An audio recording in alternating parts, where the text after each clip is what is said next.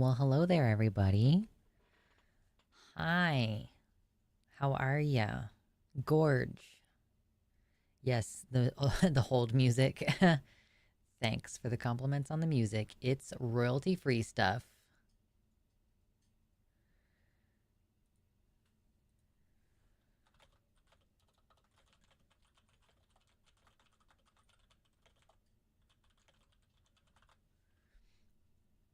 Okay.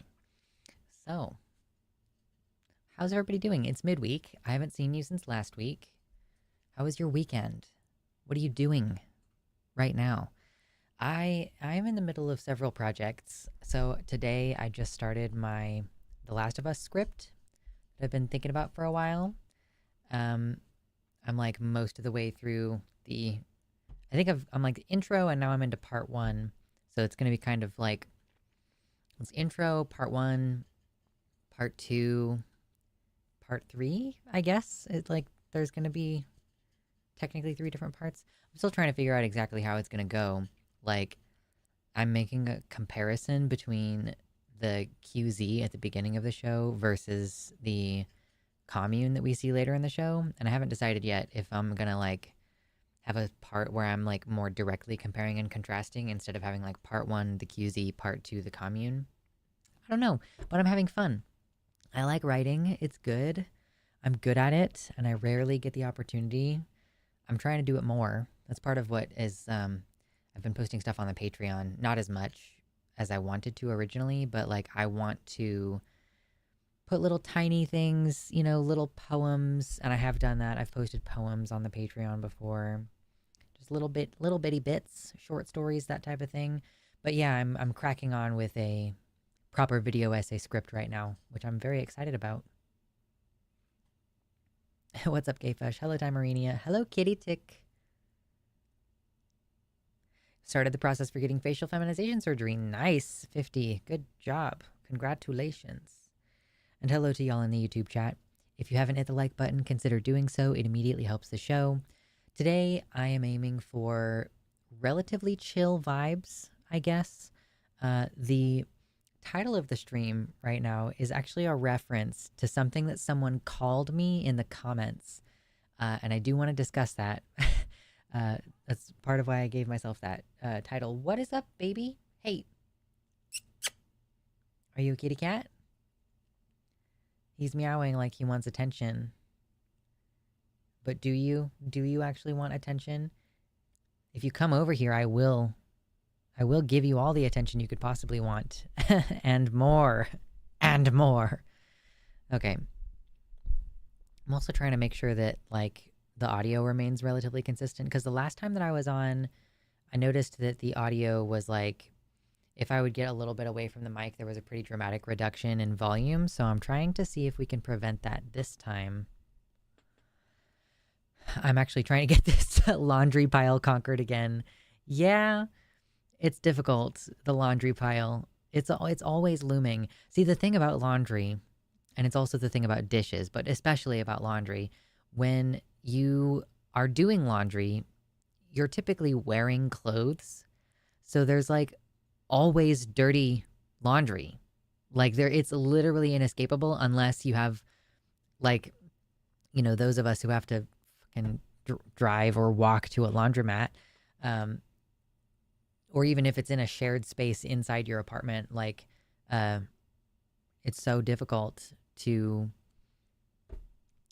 do laundry naked. But like, yeah, maybe someday if I have laundry like in my basement or whatever, I'll just like have one day where but then everybody would have to be naked. That's the thing. Is like someone's going to be wearing clothes. Nice. Just had my 3-week checkup after top surgery. Glad to catch this live. Congratulations, Thorn Among Roses. I hope that you are healing well and that you're very pleased with your results. My mom is retiring to the Bay Area, so I'm taking over our family house this week. Do you just get a free house basically? You just get a free house?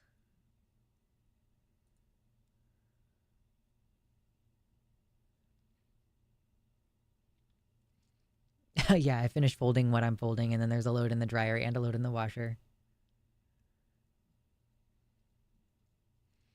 Ah, yes. When you have a baby and you're doing cloth diapers, there's pretty much always going to be some amount of laundry. It's true. I also feel like my voice is a little bit gunky today. I did take a COVID test just in case because I was like, why do I have all this phlegm? And it was negative, but I'll probably still keep an eye on it for the next few days. Ooh, I guess a couple of small announcements. I am not going to be on the Transatlantic Call-In show tomorrow. However, I did an episode of the Composting podcast, recorded that last week, and it's going to go live tomorrow. I'm going to post links to it and everything. So if you're interested in like a discussion about, oh God, what was the movie called? I forget what the movie was called. Hold on, let me find it. Cedar season? Is that why I'm so gunky in my face? Cause like, yeah, my throat has so much shit in it right now. We are live, Andes. What's up? The episode, come on, let me find it. What was the episode? What was the movie? Why, Rosa, why do you post so much on Twitter? Fucking knock it off, dude.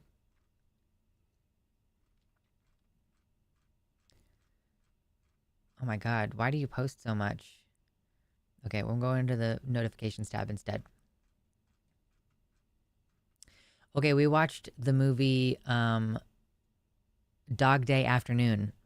Okay, about the dude who robbed a bank so that he could fund his girlfriend's bottom surgery or whatever. It's based on a real story. But yeah, so we talked about that, and then it just kind of becomes a regular interview. But it's like a shit posting podcast, so it was like a shit posting interview. It was lots of fun. And then additionally, tomorrow in the evening, I'm going to be on the Transpositions show. That's going to be at like 6:30 or 7 p.m. Central Time, something like that. And I will post a link in the description, or sorry, in the Discord server. If you're interested in that, I'm pretty sure it's a live show.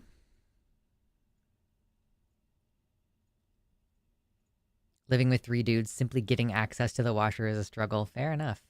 Hello, Drea. My work meeting got out early. I get to hang out here now. Hell yes. Oh, I walked outside and I went, huh, smells like being in a cedar tree after I sneezed 6 times. Yeah, I guess I haven't, maybe I did sneeze once yesterday. But yeah, it's just mostly phlegm. Phlegm. What a wonderful word. What a wonderful phrase. Seasonal allergies. Ain't no passing craze, except that it literally is transient based on the seasons. But that is one thing that is going to suck about moving to the Northwest is that y'all have a lot of pine trees. We have a fucking lot of them too, though. Like, yes, 7 Central at the Transpositions show. Yes. Hello, Ember. We have a lot of cedars here, surprisingly, in Kansas. I think that it's because I think they're in like invasive, maybe. I'm not entirely sure. But it seems like there's a lot of them. They spread very easily.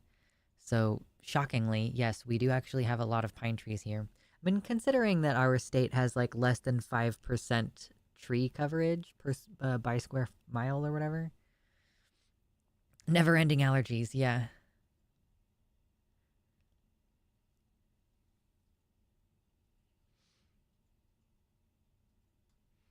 I'm not the only one who's taken a COVID test recently. Came up negative, but I still feel awful.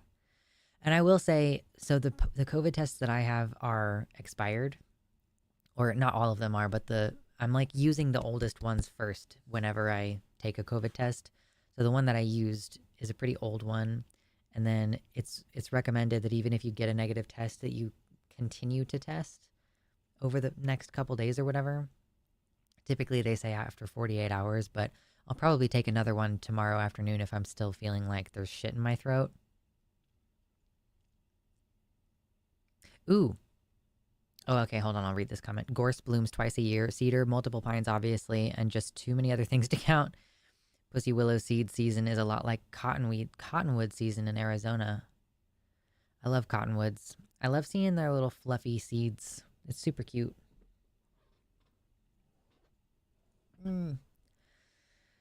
So I'm sure we will talk about more serious news stuff later on. Let's take a look. Let's see if we have much to do with serious news today.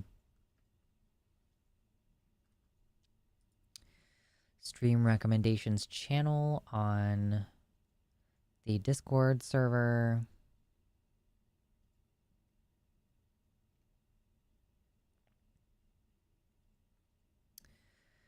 We have, I think this is good news from Colorado.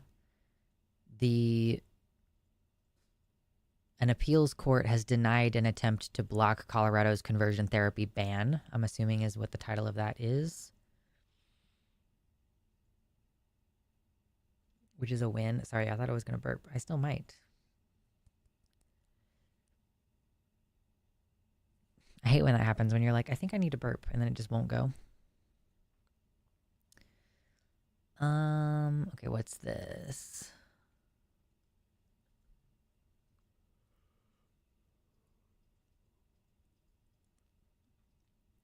This is about Israel, Gaza, something or other.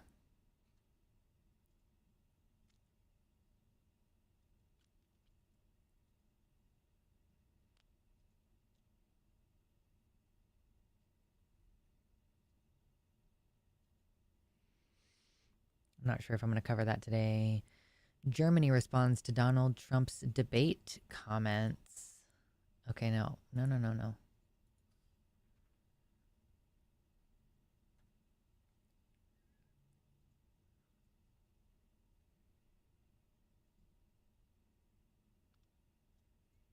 Oh, okay, so Trump during the debate said something about how Germany tried to do renewable energy and then they went back to doing normal energy production. But someone from Germany said Germany's energy system is fully operational with more than 50% renewables, and we are shutting down, not building coal and nuclear plants. Coal will be off the grid by 2038 at the latest. I feel like that's far and away much better than what we're doing. You aren't allowed to have COVID again. Stop licking strangers. Listen, I don't lick anybody who isn't sleeping in my bed. So, okay. Anyway, and then there was one more story. Police officer demoted after writing traffic tickets. Oh yeah, this guy was like giving traffic tickets to people even though they were friends with higher ups in the police. Hey, Tori for real, thank you so much for the tier 1 sub. Thought I had it on auto renew, but I guess not. Still love your content and good luck in the PNW. Thank you. I appreciate that. Enjoy your dicks. That's very kind. I have the donation goal set for 200 instead of 100 today because I had to buy a new car battery and now I'm out of money. And I'm studiously not spending anything that has come from the GoFundMe. So if you would like to directly donate, that would be awesome. But yeah, so this dude, this police officer, like, was giving traffic tickets to everybody equally, including the people who, like, have friends who work, or so who are, like, despite some of the people he gave tickets to having friends in the police department. And so he was demoted for doing that. And now he has won a settlement. And that settlement is being paid out, of course, with taxpayer money from the police, like from the police department. So that's fucking dumb. And then I retweeted a couple things. Pink News posted, trans actors we want to see cast in HBO's Harry Potter TV series and who they should play. Which I thought could be fun to talk about. And, oh yeah, and then I wanted to bitch about some comments on the YouTube channel this week. And then, did you all hear about this subway shooting where, like, cops opened fire in the subway and they hit, I think, 2 bystanders and 1 cop, and they killed the one guy that they were trying to shoot for fare evasion, They shot and killed a guy over $2.90. So I thought that might be worth doing a segment about.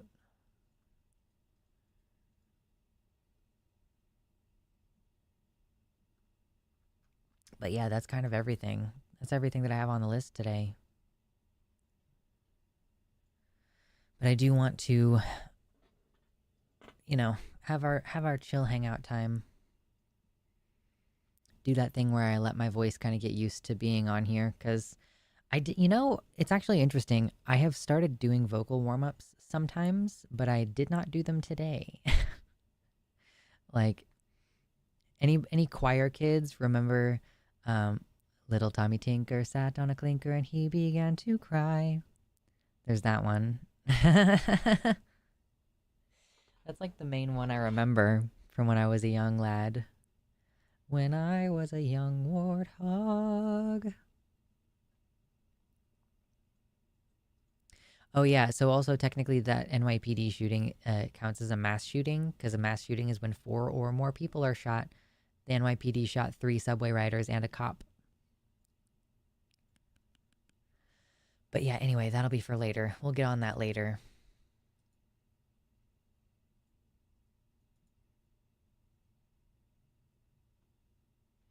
Gotta stay hydrated. Listen, I don't even, I can't even tell you how hard I try to stay hydrated.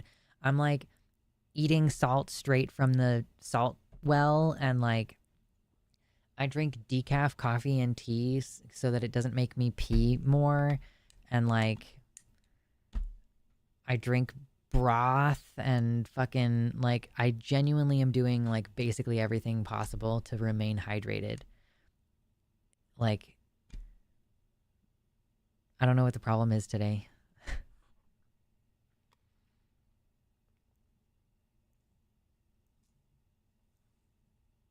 Yes, classic.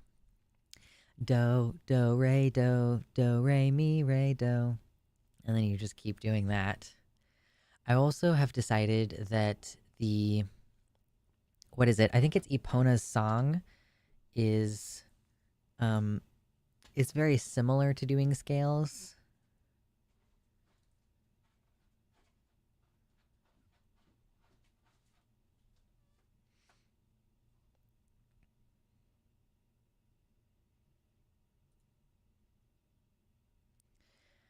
But yeah. Don't forget to hit the like button, everybody. I like having a lot of people here on the chill streams. That's kind of the goal. I would kind of like to, at some point in my life, be like, we stream, but we stream pretty much entirely just fucking whatever. And maybe occasionally when we stream, we'll have a segment that's worth sitting down and and today we're talking about blah, blah, blah, and recording it and uploading it and stuff. But I kind of love the idea. Thank you. Real quick, let me finish the thought. I like the idea of pivoting to the video essay, and maybe instead of spending my time editing stream, I can just stream and do it live and have fun and hang out. And then the time that I normally would spend editing and doing all of that shit for the segments that I post constantly, if I was okay, I'm going to spend this week working on a video essay and then publish it and publish one video essay every couple weeks or something, that would be the dream. Of course, I'm not sure if that would be good for the channel, but I'm kind of feeling ready to pivot over. Anyway, thank you, Neko Damien B, for the $5 donation. Says, here's a little something, hoping I can donate more in the next few months. I appreciate it. Yes, and the donations will be hotly needed in the next few months. Starting next month, I'm going to really seriously start looking for a new place to live.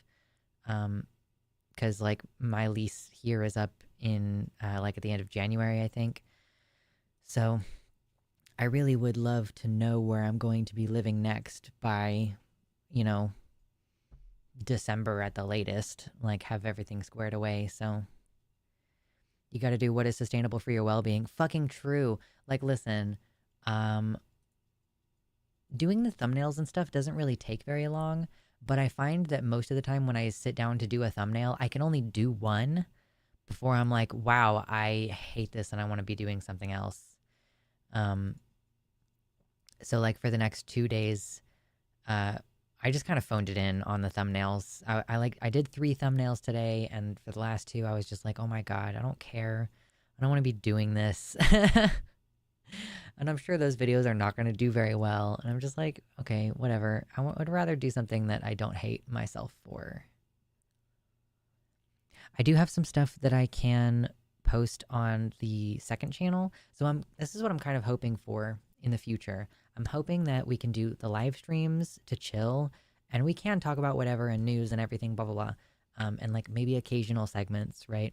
But then mostly I would like to do video essay stuff, which is pretty ambitious considering that currently I only have 2 ideas for a video essay, and one of them I've stalled working on because frankly, I don't want to watch BoJack Horseman right now, and I'm like basically having to watch it in order to collect examples of what I want to talk about in the video.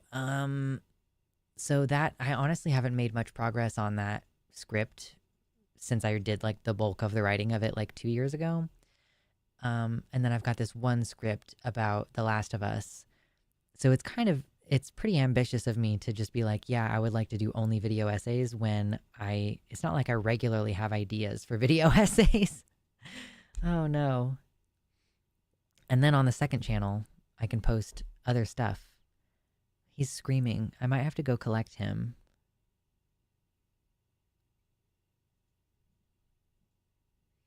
I'm basically down to hunting goblins for coppers, and it isn't even October yet. I know.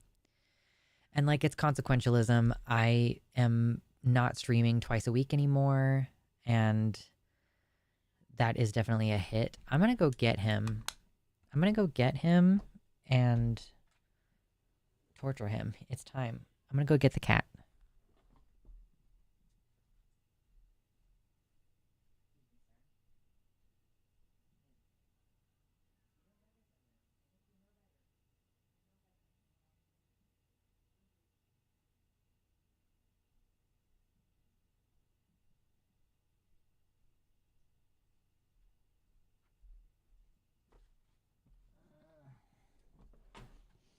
He scream. You screaming? Hmm?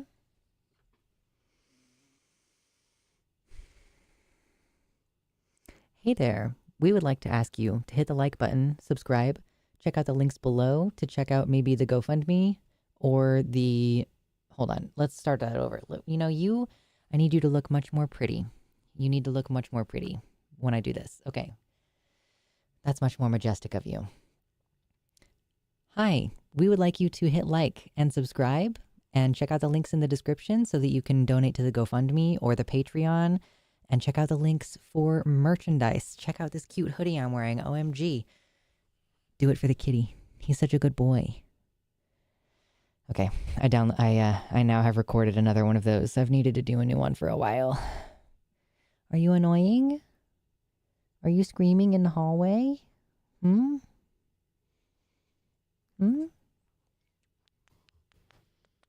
Oh, thank you. Are you annoying? Are you being a bad boy? Did you hear him? That was so pathetic. Oh no. Hi. Hey. Are you bad? Are you bad boy?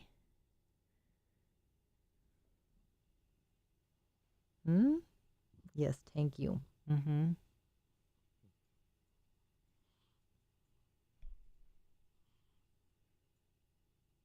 Thank you.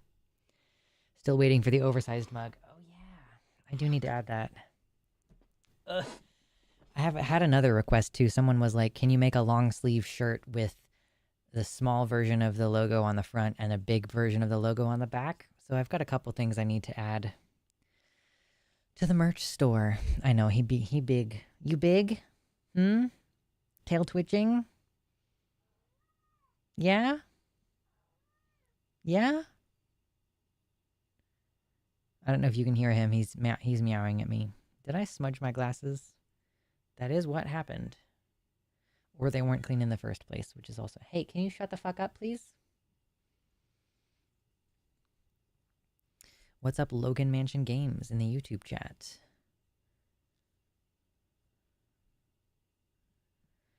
My house is infested with bugs, and I'm arachnophobic. Does anyone have advice on how to get rid of bugs? I have cats, so I can't spray chemicals. You can get diatomaceous earth. And, like... Wow, hey, this is a fucking problem, dude. Shut up. I sound like a crazy person because I can see that his meowing is not showing on the... It's like not showing up at all for you guys. You can't hear him. But he's like screaming in the other room. Anyway. Press the like button for the cat. Please. Hey Lux, what do you call a lactose intolerant Enby? A non-bi-dairy. True. But yeah, diatomaceous earth. I would say don't spread it like... Really, you would say spread it everywhere? Mix it in water and spray it everywhere? Because I wouldn't want the cat... Like, if you have a cat, I wouldn't want to get... I wouldn't really want them to lick the diatomaceous earth or breathe it. I guess by putting it in water, you're preventing them from breathing it. But I was just going to say put it in the places where you know the bugs are coming and going. Because it's silica. But it is, like... It dries out the bugs, basically. I too own a void cat. Giant void cat. Excuse me. My cats either stand in the doorway howling or sit on the keyboard when I talk to the internet. My cat, he too fat for jumping. He does not jump, really. He jumps like the tiny bit that he needs to jump to get on the couch. But otherwise, he no jump.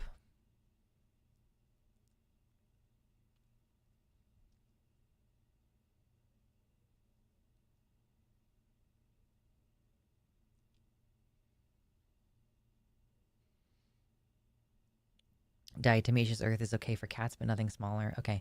It's just bad for you to breathe. Even for human-sized creatures to breathe. Like, when I was spreading diatomaceous earth, I put on a mask to spread it around. Oh yeah, are you gonna shut up now? Yeah? Okay, he's decided to shut up now. Oh gosh. I feel like I was saying something. We're at the time of that day where the Ritalin is totally worn off.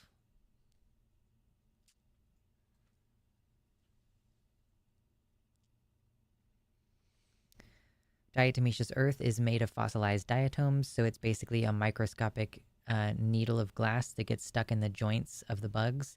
Yeah, I mean, and it absorbs the liquid off of them. Like, it basically drains bugs of their moisture.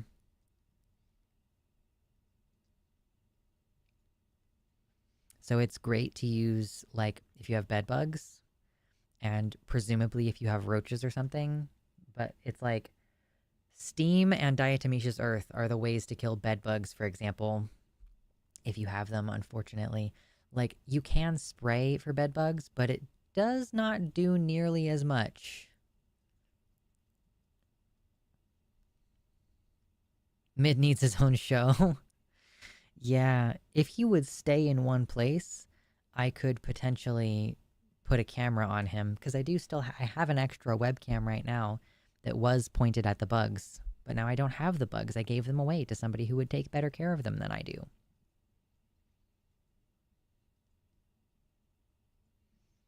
My void cat heard your void cat, and now mine won't shut up.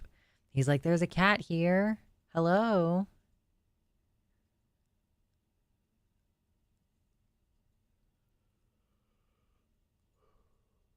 Yawn.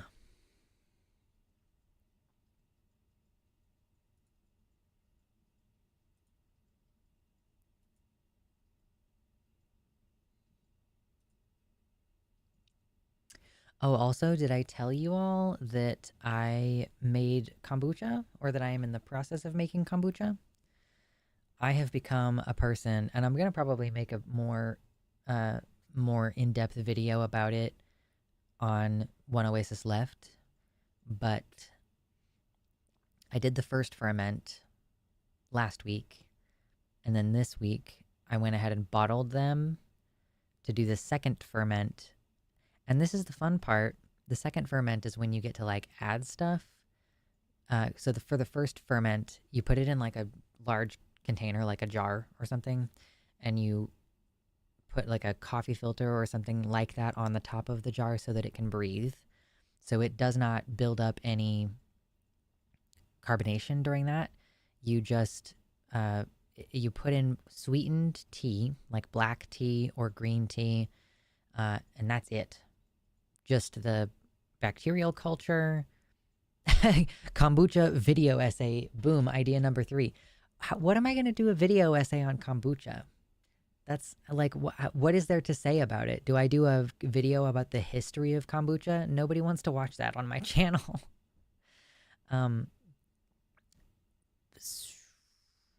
Yeah, so it's just the first phase is just the bacteria, the tea, and the sugar. And then the second phase is the phase where things get fun. So I want to show off what I've done. So I'm in the process of making 3 bottles, and I did 3 different flavors. And at least one of them is definitely kind of starting to get some carbonation going. Okay, I have all 3 of them here now. So the first one that I decided to do is a honey, ginger, and a little bit of lemon. So it's kind of cool how, like, you can see that honey's still in the bottom, but you can also very clearly see that it's being broken down. So that's fun. It's cute. And then comparatively, this one is a mixed berry one. It has blueberry, blackberry, raspberry, and a tiny bit of lemon in it. So look at the color difference. These started out the same, but it's like all the fruitiness has already infused in here, which is really cool. And these like cute little pop top bottles. I'm not gonna pop it because that would kind of set back the process of fermentation. I burped it yesterday, and I shouldn't have done that. So I kind of set back some of the progress, but it's like really cool. Yes, kombuchas. And then this one, which I just reused a bottle from some kombucha that I purchased because I didn't have... You're supposed to leave relatively small amount of headroom in these, like very little air on the top to help it carbonate better. So I decided to use a smaller bottle. And this one has frozen strawberry in it. You can't really see. And a little bit of lime in it. So I am excited to try these. I'm going to take a look at them tomorrow and see if they've developed much more carbonation. Because I feel like they're not... It's at least like the honey one is not carbonating as much as I would have expected. But this one, you can clearly see is starting to develop some bubbles. And like, if you move it around a little bit, stuff, moves in there. Oh, and it's also got like a collection of shit at the bottom. That's nice. Anyway, we have fun. I'm currently just keeping them in a cooler.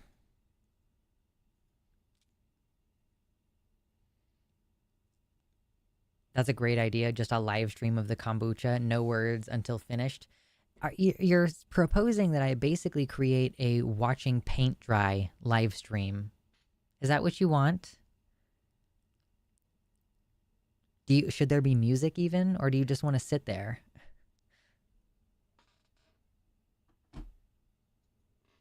I have them in a cooler just in case they explode.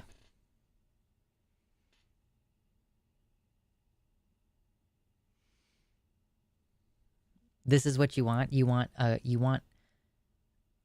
maybe some very low mariachi band music in the background? Oh, geez.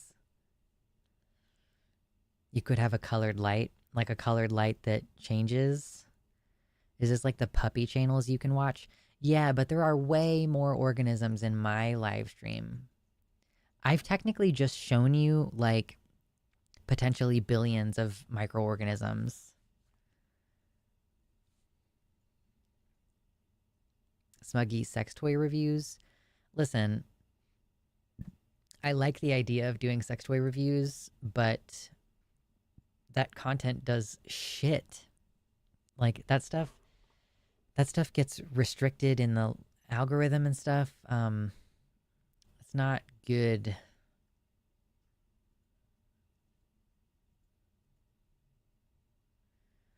Me and my other autistic friends watch Retro Weather Channel for like 5 hours not that long ago. What is that? Retro Weather Channel? Is it like weather cameras live? Or is it like very old weather broadcasts?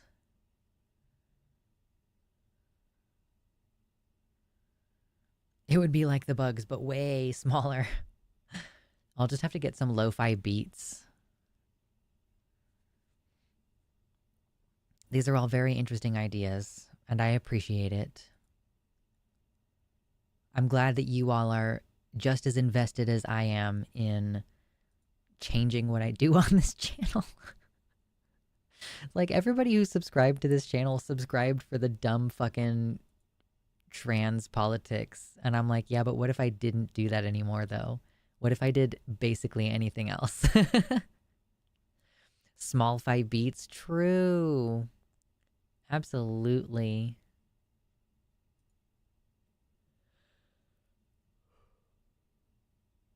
Whoa.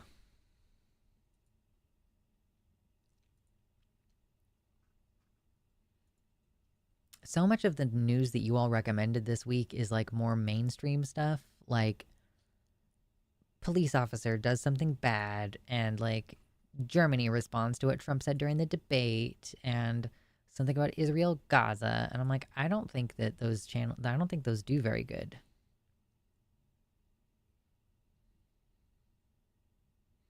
Lo-fi is easy AF. Is it easy to have like really repetitive music for like an extended period of time? I don't actually know. I've never personally made music. I'm familiar with the process, kind of.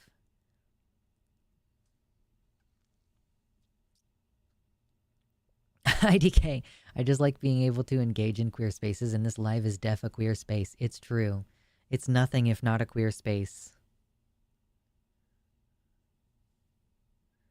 I subbed because I think you're cool. Well, thank you.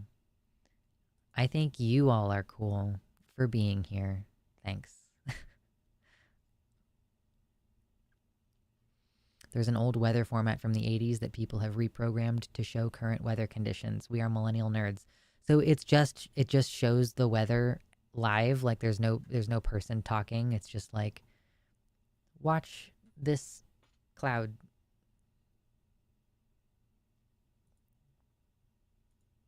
Fascinating. Plus, I like not dealing with coconut pillars. Is coconut pilled what we're calling Kamala people? Is it Kamala supporters?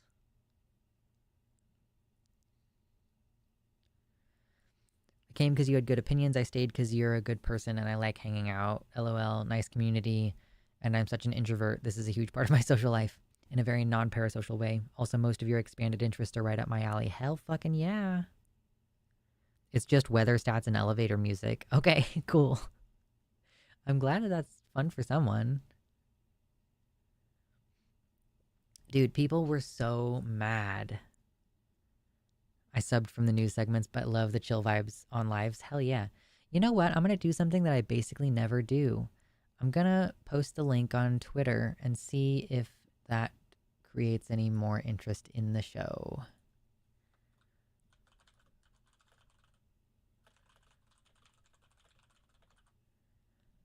I hardly ever do this.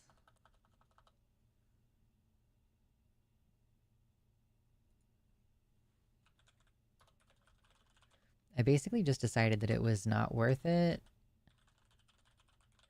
to post on Twitter, but back in the day when I used to post on Twitter regularly, it did actually get people to come in to the show, so who fucking knows?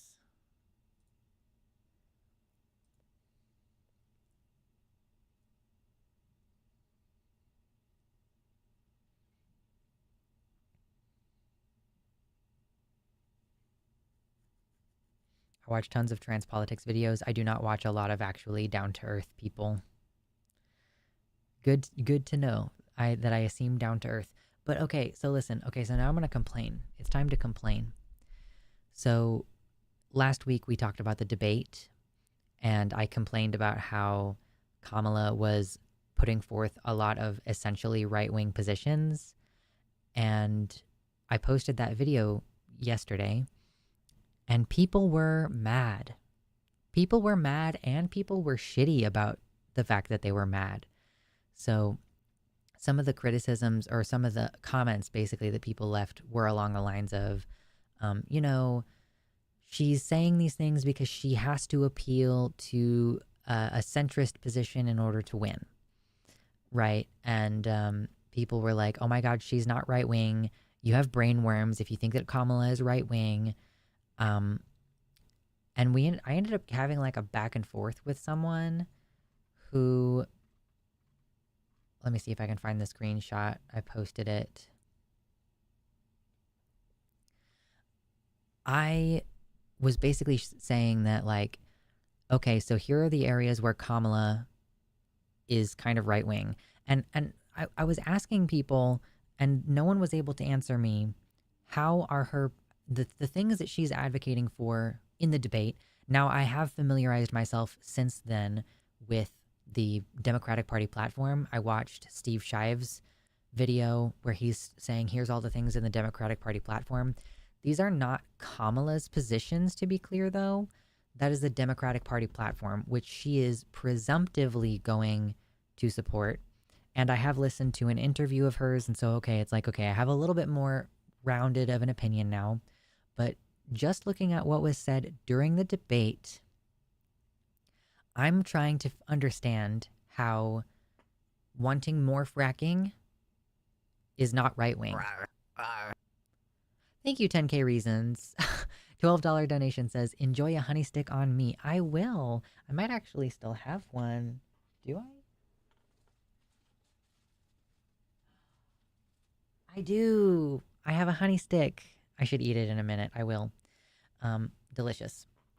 Have you considered Threads? I've noticed a lot of trans Twitter moved on to Threads. No, I don't really want to be on Threads. I don't want to be on yet another platform owned by Meta. It just seems like not fun. I don't know. I'm already on Facebook. Okay.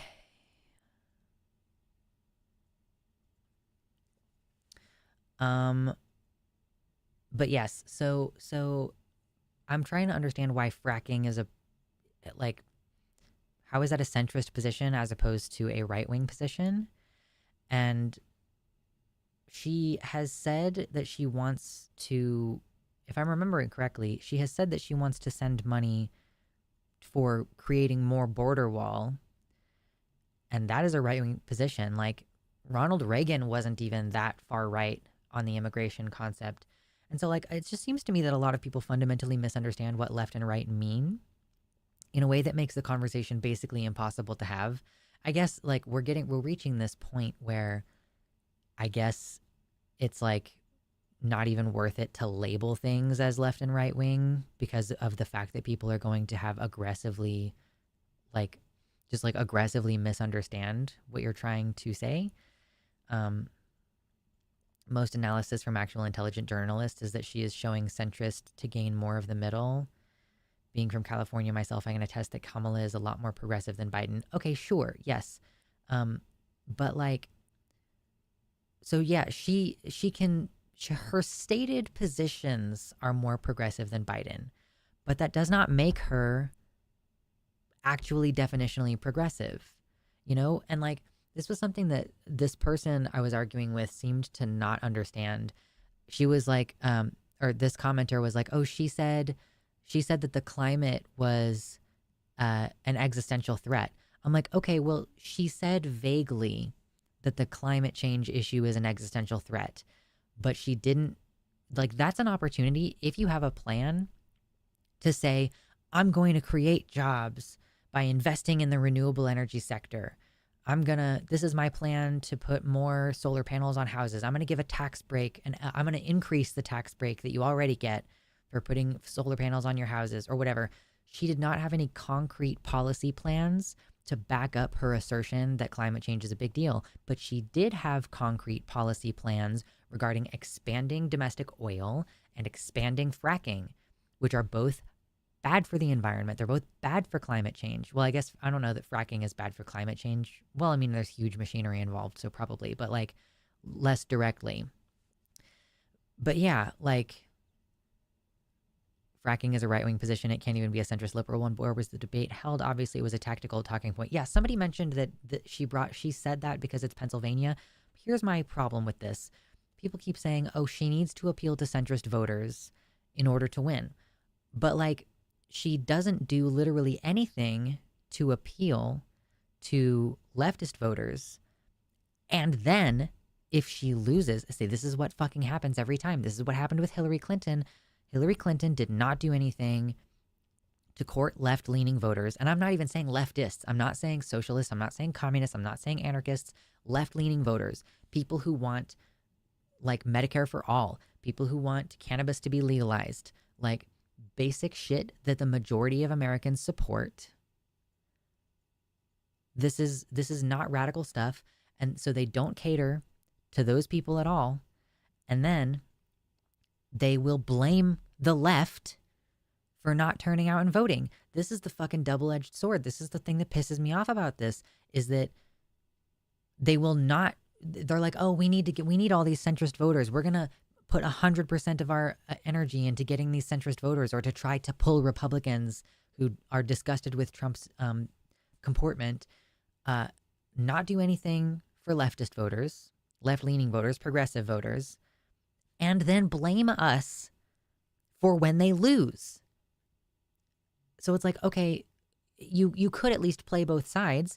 You could, in the same debate, say, hey, I'm going to invest in renewable energy, and also I want to create less dependency on foreign oil and expand domestic oil. Okay, I'm still going to be unhappy with your oil position, but at least you are pretending like you're going to actually materially do something to help the environment, instead of just saying, oh yeah, climate change is a big deal, and then not have any actual policies.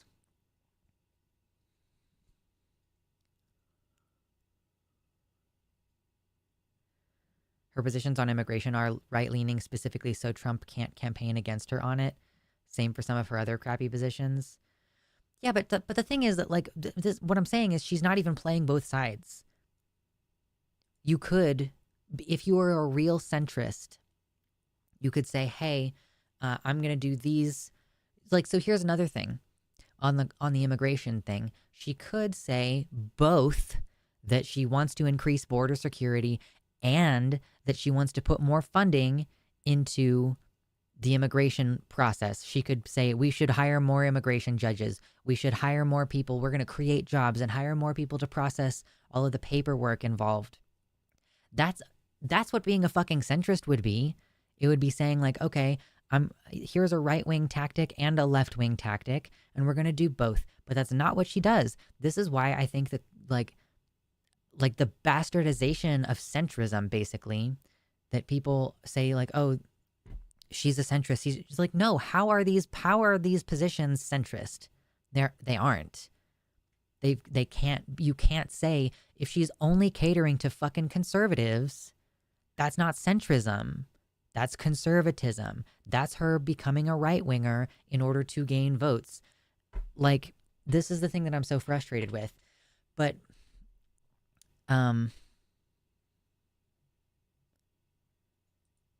let's see. Hold on.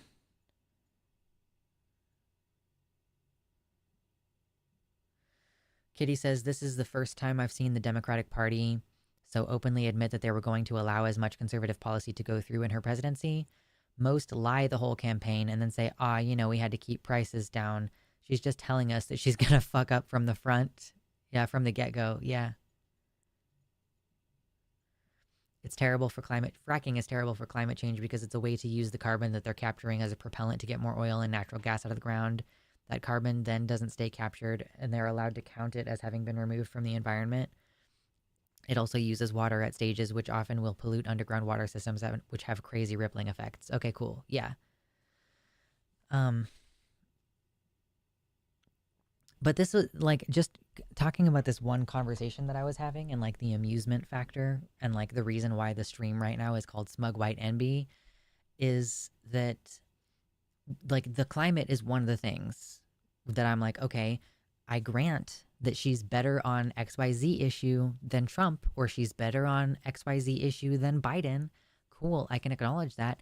And I can also say that even when and if Kamala wins, let's say Harris Walls, let's say they win, right? They are not going to meaningfully take action about climate change, which means we are still on a trajectory for global food and water shortages. Like that, the science on that has not changed. The economic predictions on that have not changed, and they won't unless we do something extreme as far as limiting oil and gas use and as far as, rehabilitating the environment and all this stuff, So I brought that up in this conversation with this individual, and they said, this was the other thing I hated that caused me to stop watching videos after the Poppy and Xena stuff. The smug white Enby screaming at people about food and water shortages and not actually getting off their ass to do anything meaningful is not a good YouTuber to watch. Which was just insane to me because, like, there's layers. Like onions and ogres, it has layers.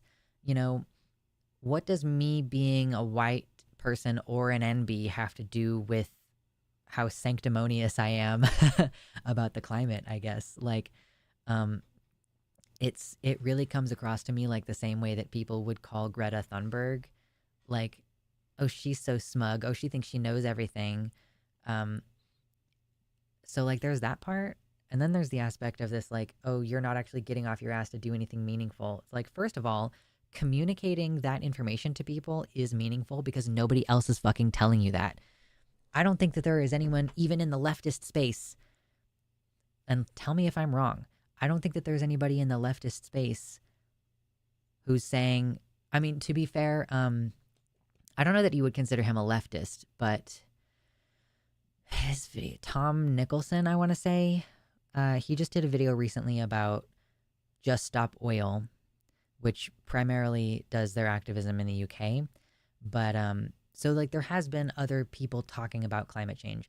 But as far as like lefty streamers and other people in a like similar demographic to myself, I think I'm the only person telling you about the impending food and water shortages. And I am doing something about it in the sense that I am moving to somewhere that's climate stable so that I can provide food and water locally and so that I can contribute to a local ecosystem to,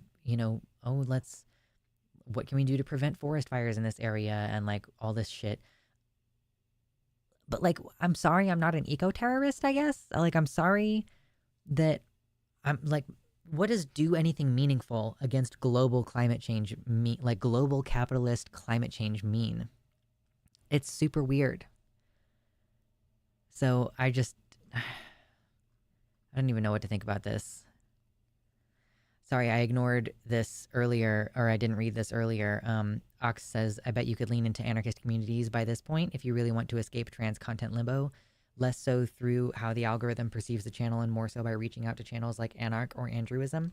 Potentially, that's not necessarily what I want to do with the channel. Like, I think part of what I'm chafing against is the politics and not just the trans politics. It's kind of both. Climate Town just did a great video on the water shortage a few weeks ago. Ooh, okay, let me open a link for that and I'll check it out later. Climate Town. I have not heard of this person before, but that's cool. Who's taking America's water?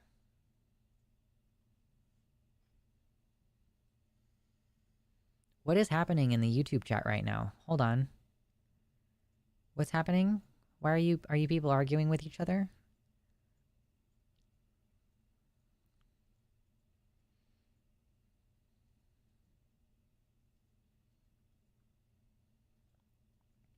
Okay, someone said, I'm voting Jill Stein again. And someone responded, you are joking, right? You do know that she is quite literally a right-wing plant. I don't think that Jill Stein is a right-wing plant. But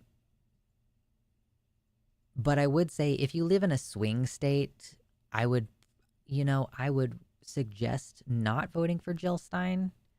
I think in a swing state, I would say that there is something of an ethical imperative for you to vote for Kamala Harris.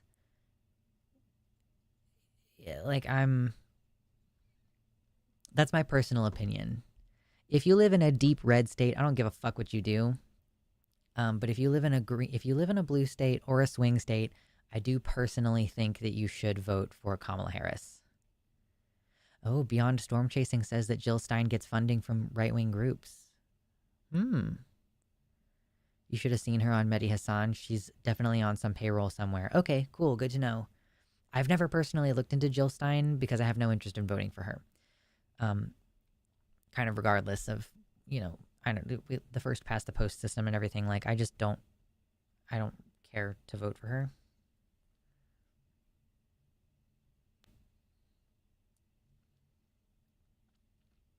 I just think Jill Stein is an idiot. She doesn't know how many people are in Congress, but she wants to be in charge. Yeah.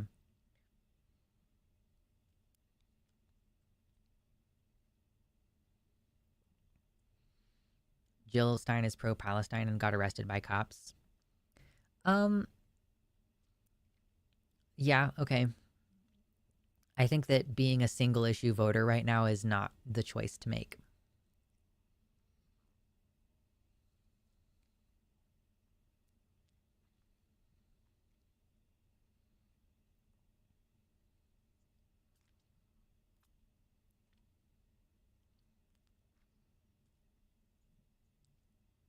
Is that what a hookah? It's a honey stick. I was just talking about this not too long ago. It's just a honey stick. I'm gonna eat it.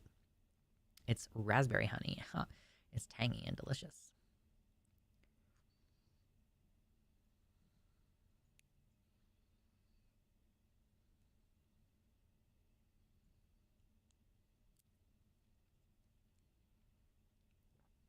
Kitty says there are people doing things, and we need to do more to draw attention to the projects to increase the funding they're receiving.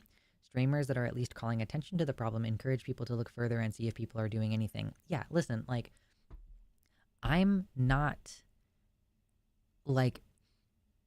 saying that I'm not out there doing things that a lot of other people doing, right? I don't go to protests. I've been to a protest, but I don't really do protests. Your face is tangy and delicious. I'm going to say that to my partner sometime soon. That's going to be funny. But being a communicator is something, right? I'm disabled. A lot of my energy goes into just trying to fucking get through the day. I'm a communicator. I'm an instigator. A political instigator is what I would say I am. Which means, yeah, I am gonna do some research and then tell you about it, as opposed to becoming an eco-terrorist. I'm not interested in getting arrested. I'm trans. So if there's an expectation that oh, you should go do things and risk being arrested, no, I'm not going to risk being sexually assaulted by a police officer or thrown in a men's jail. I'm not going to do that.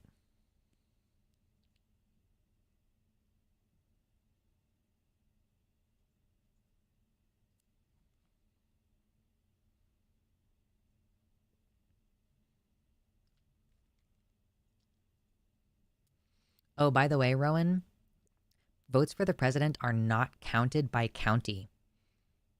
You living in a red county, if you live in a swing state, you really should vote for Kamala Harris. Like, and I was mistaken about this as well. Because I'm like, I live in Kansas, and I was assuming like that it's county by county and we're heavily gerrymandered, but it's by popular vote. Like that, the popular vote in the state decides where the electoral things go. So I'm not insulting Jill Stein. Like, it is a fact that she did not know how many, what was it? She did not know how many members there are in the House of Representatives. Like, if you don't know something basic like that, why do you think that you should be president? And we know that she's not going to win. So, like, her presence in the presidential race, the effect that it has always had is detracting from the votes that would otherwise go to a Democrat. Like, regardless of what her true, deeply held beliefs are, her presence in our current system, like, can contribute to a Trump win, you know? And, like, she's been running for president every single time, as far as I know, for, like, the past 4 elections.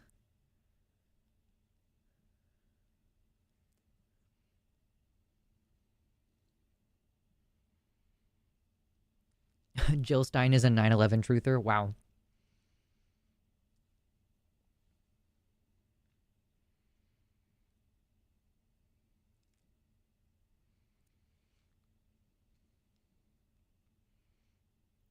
I just can't support anyone for what's happening in Gaza. I was impressed that Kamala said that she would seek a 2-state solution. I think that's better than a lot of other candidates on that matter.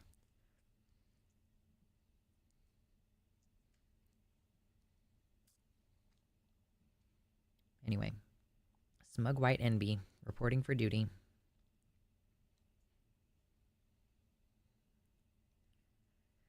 Like, because right now on the international stage, like, literally, Palestine is not a country.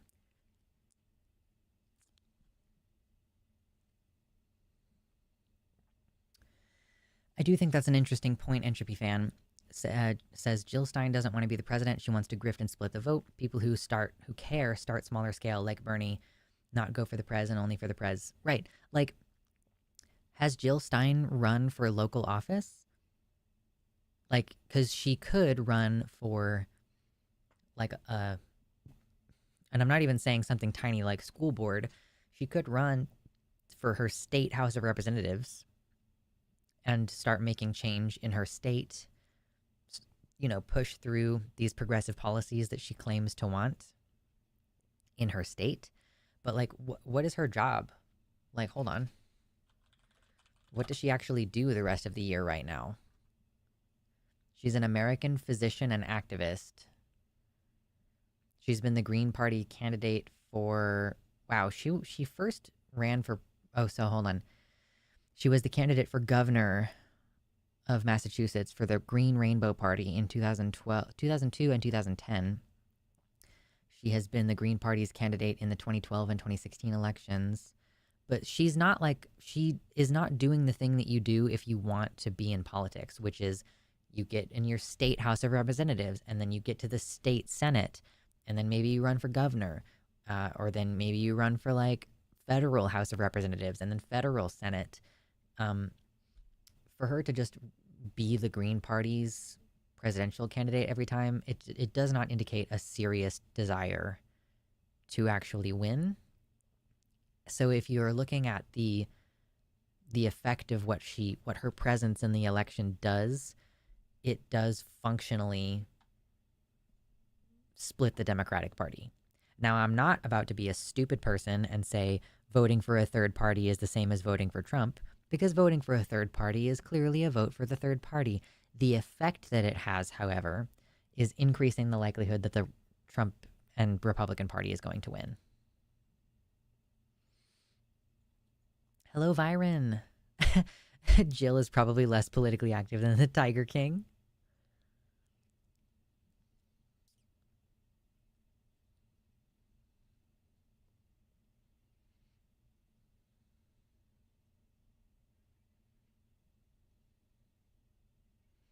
I can't imagine Jill Stein living in a state. She is more of an abstract concept to me. I mean, yeah, that's I was saying that as sorry, I was thinking that as I was saying, yeah, I think that she should be running for local office. I was like, where does she even live? Like, I can't even imagine her like in a local election context because she never has done. I agree. We need ranked choice voting like yesterday. Where, yeah, maybe I could vote for Jill Stein or like, I don't know, she sucks ass. Maybe I wouldn't want to, but if I could say, okay, my first vote is for Jill Stein, but if she doesn't win, please transfer my vote to Kamala Harris, then yeah, maybe that would make sense.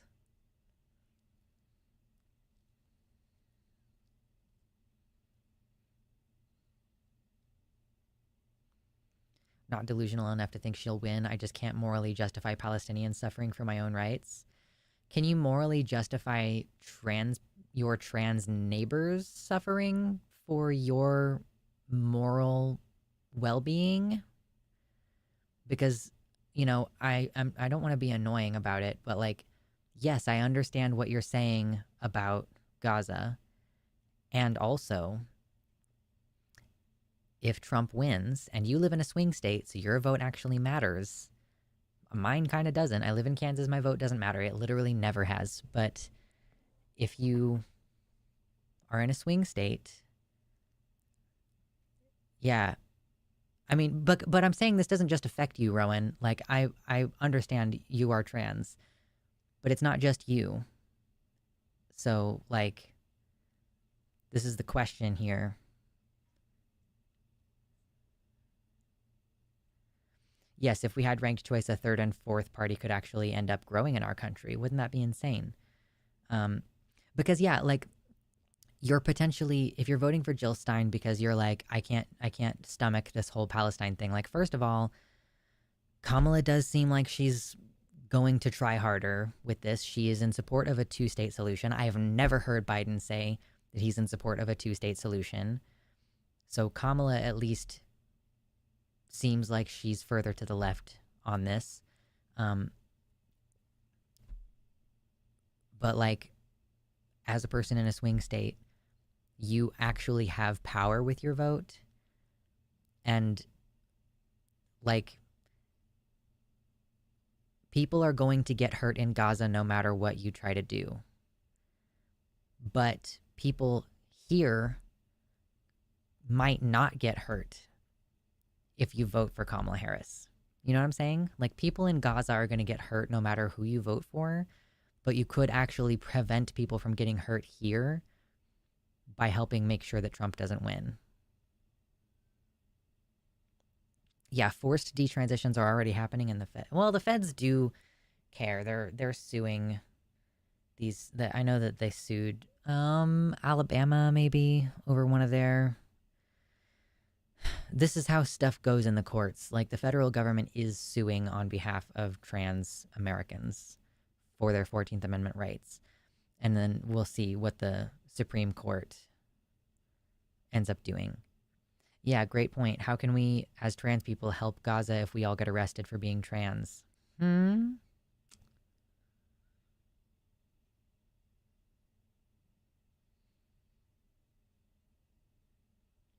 There is also a slim chance that Kamala would pressure Israel. There's zero chance Trump will do it. Right. That's the thing, too. Like, Trump is going to... When Trump says they need to finish things up, they need to wrap this war up, it looks bad, they need to wrap it up, he means kill them all faster.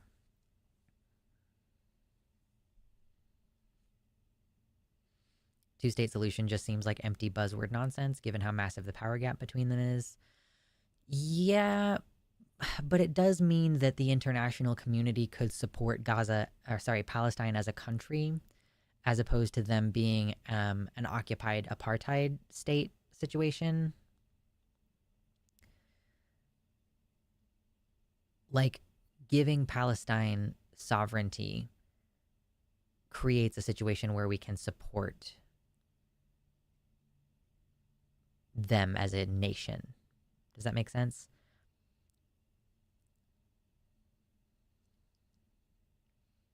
I just feel like a two-state solution there is a proxy war waiting to happen, honestly, but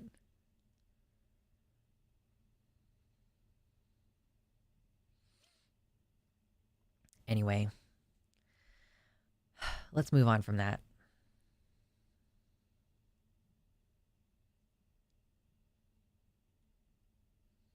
If we did away with the Electoral College, most states would go purple and the power of the popular vote would go way up also. Do you mean in the sense that, well, I guess I'm not really sure how we would do would we just do percentage by state? Or if we get rid of the Electoral College, do we switch? And I'm not saying I don't want to get rid of the Electoral College, but do we switch to just a pure national popular vote system?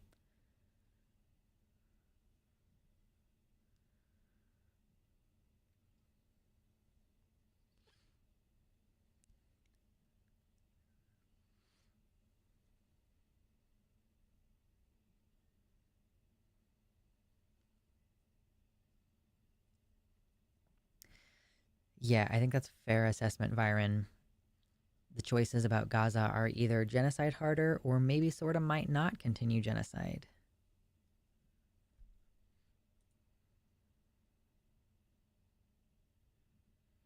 I want proportional representation over the two-party system. Yeah, I do think that proportional representation could be good. Like, we need to have a certain percentage of this demographic because that's a certain percentage of the population. Like, I could see that being a system that would work. I'm not sure about the Prez. A popular vote would probably be good enough. Yeah. National popular vote works just fine in every other democracy. And yeah, like if the popular vote was the deciding factor, then the Democrats would tend to win for sure.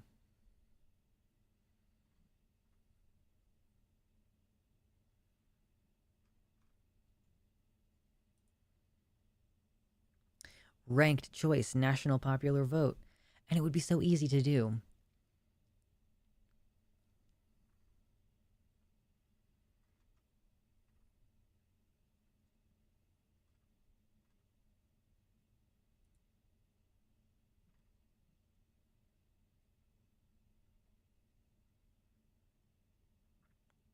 What's up, Pretty Nosferatu? By the way, if you have not hit the like button, hit that motherfucking like button. Helps the show. Always good stuff. I really do have to do actual segments today. I don't want to, but I probably should.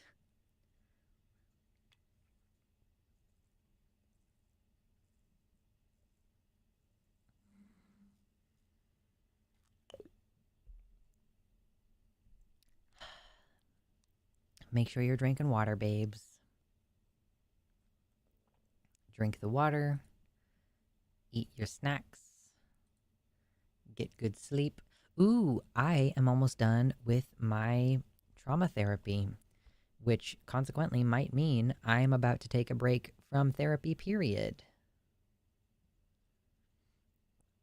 Luxander, how did you decide whether or not you wanted to go on HRT? I'm currently wondering whether or not I want to. I think for me it was mostly like I spent an enormous amount of time feeling like I wanted to but was scared to. And that pressure kind of eventually made me go like, well, I should at least try it. So, yeah. I think if you're spending a lot of time deliberating about it, it's not going to kill you if you go on it and you stop after a month. Probably nothing you experience in a month is going to determine, like, the rest of your life. You know what I mean? In all likelihood, you can do 1 or 2 months and then stop taking it if it turns out it's not for you. So, like, I wanted my voice to change. There was a lot of stuff that I wanted back then that, like, when I got it, I was like, oh, I don't actually like this very much.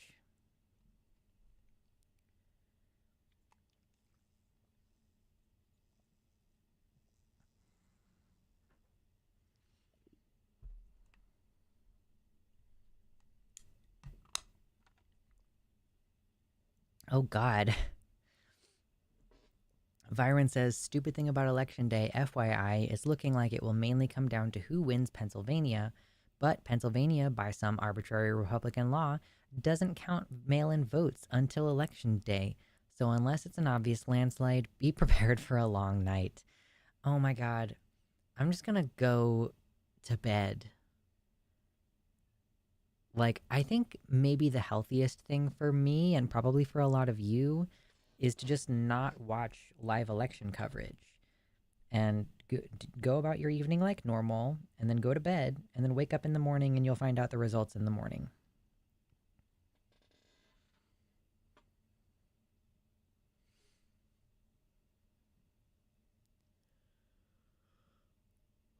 And when you're deciding whether you want to go on hormones, like obviously looking at the individual things, like, do I want my voice to change for tea? Or like, do I want my hair to change? Do I want to have a fat ass? Like, I don't know. Think about those individual characteristics.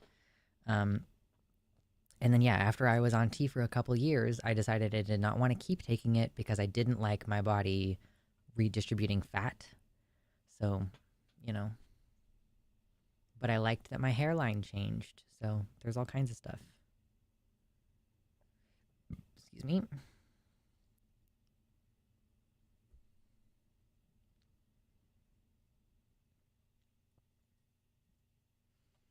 I smudged my glasses again. I'm doing really bad about that today.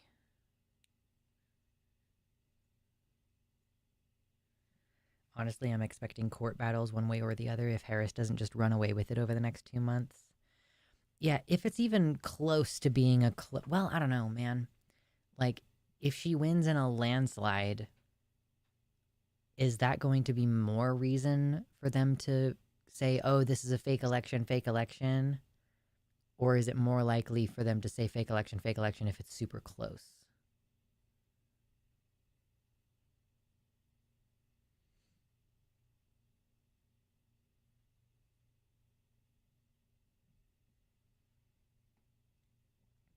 I want a more androgynous voice, but that's about it, TBH.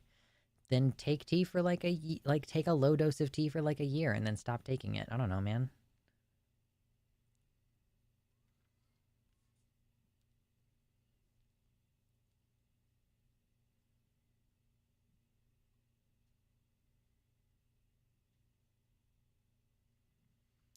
They will still claim it's fake and take it to court no matter what, but the court stuff matters less in a landslide. Cool.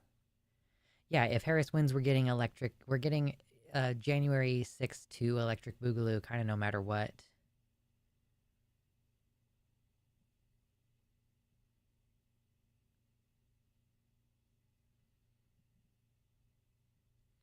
I'm still not convinced she has a chance of winning. I mean, the polls are showing that she has a decent chance of winning, but the polls also showed that Hillary Clinton had a good chance of winning, and then we see how that happened.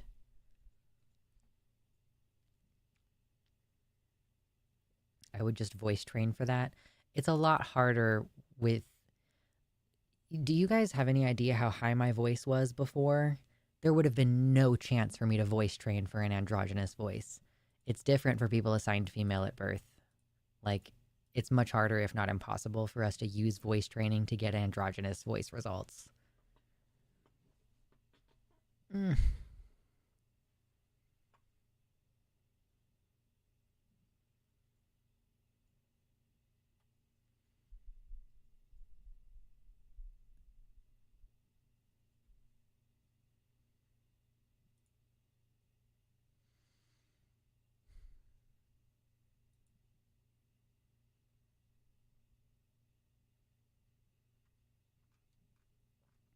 I don't have like almost anything on the channel tonight that I feel like would be worth talking about that would go well on the channel and also that I actually give a shit about. Like,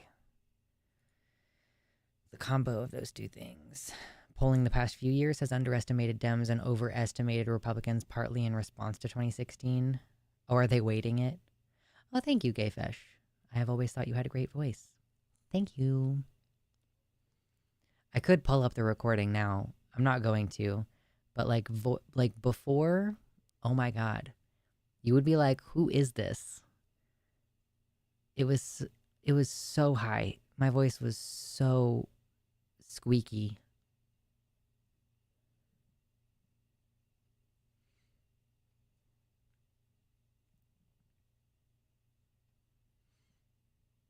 You pulled it up before? Yeah, I know. I've done it at least once. I think back when I was streaming on Twitch.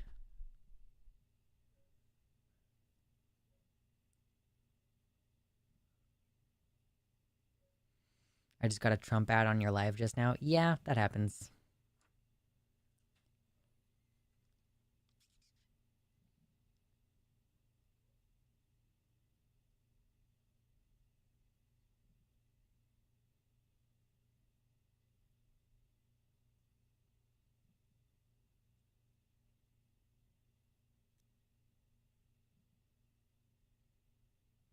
Like, if I tried to mimic what my voice used to sound like, it would hurt, and that it would hurt even on a day where my voice wasn't super tired.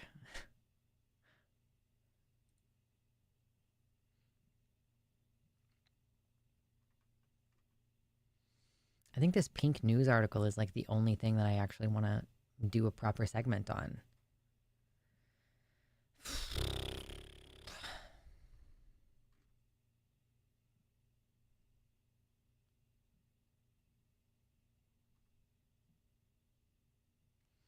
How does YouTube Premium compensate streamers for you watching their content?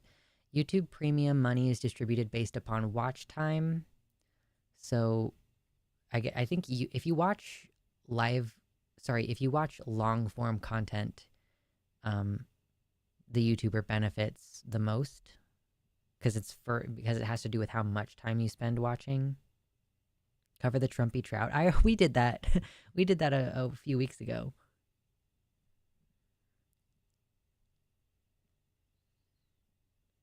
Has anyone else been absolutely inundated with Daily Wire ads the last few days? Um, I pay for YouTube Premium, so I haven't seen that. But I did see that Dead Domain just posted their video about the Am I a Racist video that Matt Walsh just did. And apparently it was just as cringe as you expect it to be. So it wouldn't surprise me if they've also pushed more ads because they've got their movie happening. I have a chin hair.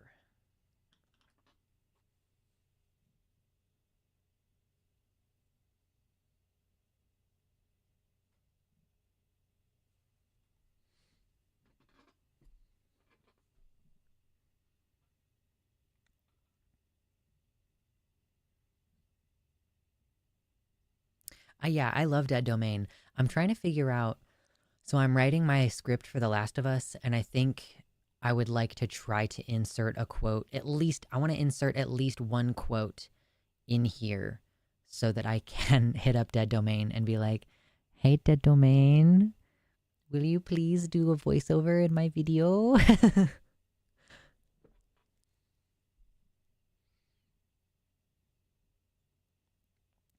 There's always some educated guessing going on with regards to turnout and how the proportions break. Right now, I'm optimistic that Trump will lose, but obviously won't encourage complacency. Harris is in the middle of a post-debate bump right now. Yeah, and I mean, she has pushed for more debates, right? Like, she wants to have at least 2 more debates because she wants to continue curb stomping him.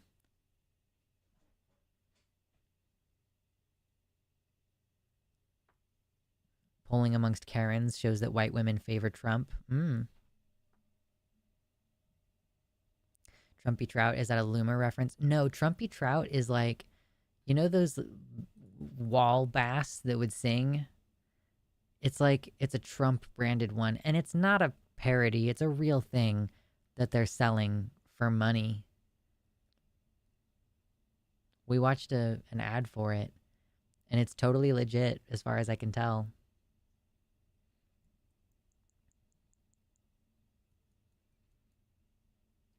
Here's something that I think that I would like you to help me do. I need to put together a list of movies to make reviews, not reviews, but like video essays about. Because I need to do one on Elliot Page's new movie. I haven't seen it. I don't think it ended up being in a theater that was anywhere near me. Typically, it's 2 or 3 presidential debates and 1 VP debate. Oh my God, I want to see Tim Walz debate JD Vance. That would be so funny.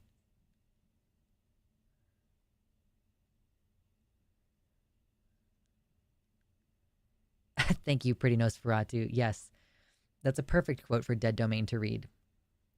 The Last of Us is a video game. Some people say it is a good game. Some people don't enjoy it that much. Lux is awesome. Well, I'm also making a video about the TV show and not the game, but you know, Trump Trout looks like a wall-mounted cocksocket. I said that. I was like, listen, had God endowed me with a dick, the temptation would be there. It would be real. What are the current polls? Can we see current presidential polls? Walz versus Vance is set for October 1. Oh, baby. That's only 2 weeks away, baby.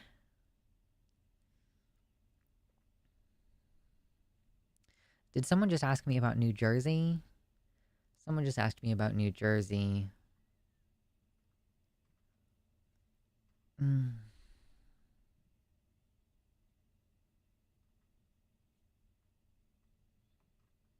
New Jersey is not on this page that I'm looking at.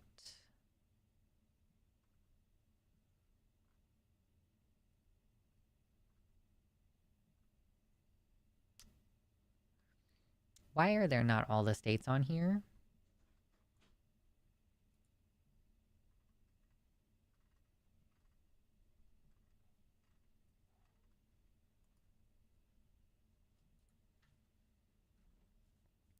IDK, I would love to see a video essay on Nausicaa Valley of the Wind directed by Hayao Miyazaki. It's an anime film that delves into a future where we don't learn in time with using industrial shit. Yeah, you know what's funny? It's like, I think actually Nausicaa Valley of the Wind is the only Hayao Miyazaki film that I've actually seen. But it was a long time ago. But I was thinking more like, trans-specific stuff. Yes, thank you, Alet. I appreciate that. Yes, we hit the funding goal for moving. I am glad that we've hit the goal. I'm still like weirdly worried that we won't have enough money. And my partner needs to figure out like, you know, what his job situation is going to be and if he is going to need to buy more tools.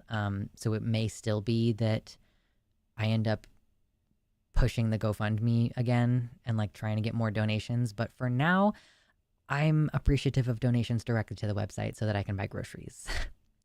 I just had to replace my car battery, and consequently, I am using my credit cards to buy groceries, and it's not my favorite position to be in.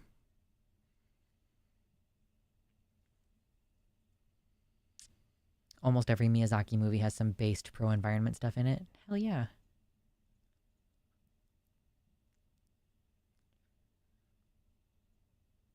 You can always go for the clickbait movies for essays. 300, Fight Club, The Matrix, the holy clickbait trinity. These are good points. I have a tab open for a movie called National Anthem, which follows a 21-year-old construction worker named Dylan who provides help for his mother and younger sibling. He takes a job at a queer ranch called House of Splendor, where he is able to explore his identity, including his sexuality. Apparently it's weird and like fetishy, but that's on my list, you know? Not a movie, but have you seen Sense8? No, I have not. Like, what am I going to say about 300 that's an original thought? Or Fight Club or The Matrix? I guess I could rehash the whole The Matrix is a trans movie thing. I could be like how all 4 Matrix movies are obviously trans. Especially the 4th one. Not enough leftist and or anarchist analysis of Avatar, the Blue People one.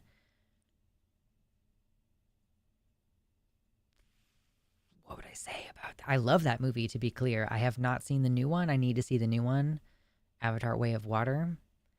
But, like, what am I going to say about it? The red pill is E. Yes, I have heard this.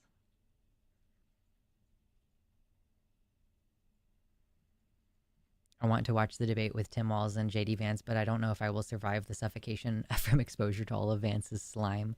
Just bleh, slime. Bleh. 300 is secretly about the invasion of Afghanistan. Oh, God.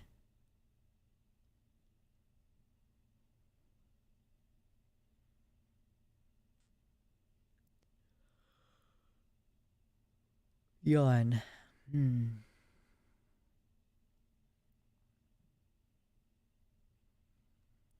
Like, this is part of my problem, is sometimes I will avoid talking about something popular because I feel like I don't have a unique take. Like, I don't think I've seen anyone do a video essay about the fact that The Last of Us portrays communism as aspirational and desirable compared to survivalist capitalism. Like, so I'm excited to make that video. I also haven't seen a deep dive on BoJack Horseman as having borderline personality disorder. I've seen people mention it, but I haven't seen people go like deep in. So those are things that I'm excited to talk about.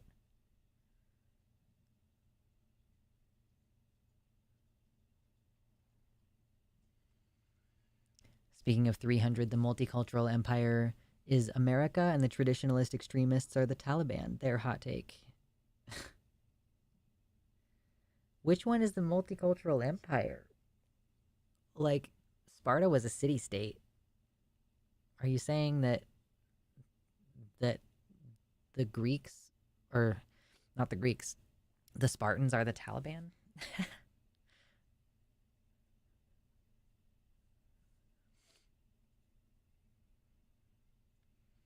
Okay, the Persians are America and the Spartans are the Taliban.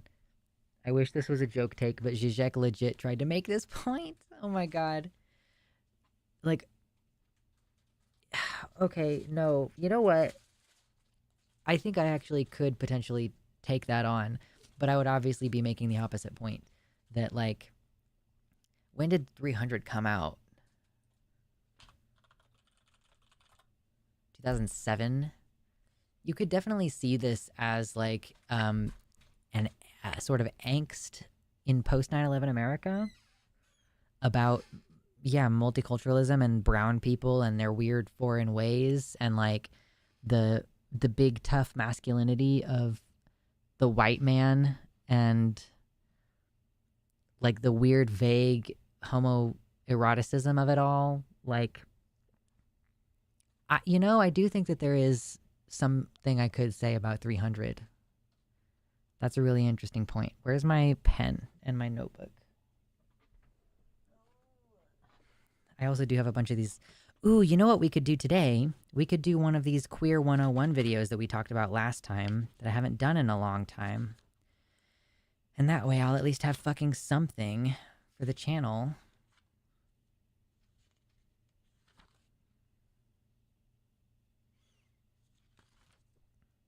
Okay, hold on. I have a list. I'm starting a list. Video essays. 300.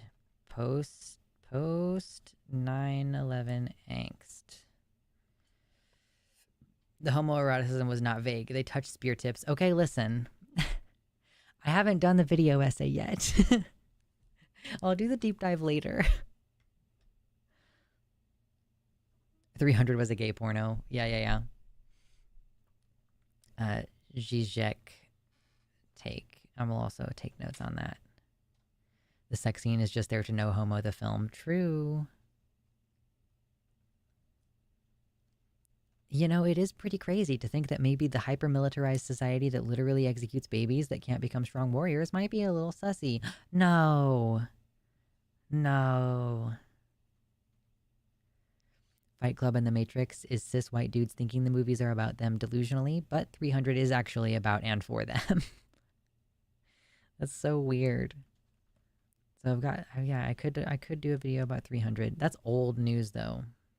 It is classic though, you're right. Can I do one about The Matrix? maybe. I'm gonna write it down and then put a question mark on it. Trans.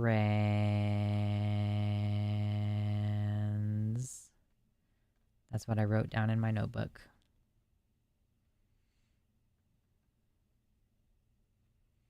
$300 actually toned down some of the bizarre shit that Sparta actually did. Yeah. What is there to say about Fight Club in this day and age? I can see a commentary about 300. I can see a commentary about The Matrix. Oh, I could also steal the Captain America is trans thing that Gayfesh told me about. Captain America is trans. I could just steal that idea.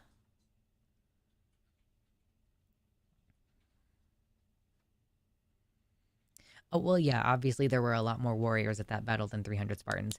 Even if you could say that there were only 300 of the highly trained warriors, they still would have had squires. They still would have had, like, people who cared for the horses, or, like, people shining the armor, or, like, people burying the dead. You know, there would still have been other employees present.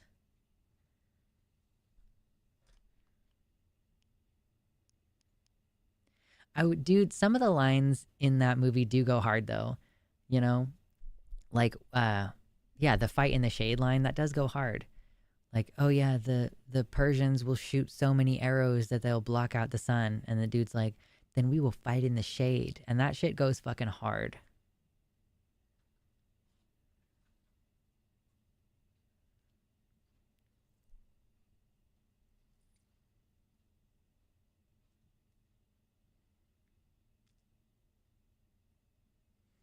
I am excited to hear more about any/all of these. I would love to talk about dumb fucking movie shit instead of politics all the time. Or I guess it's like, how do I make movies about politics? That's kind of what we're doing.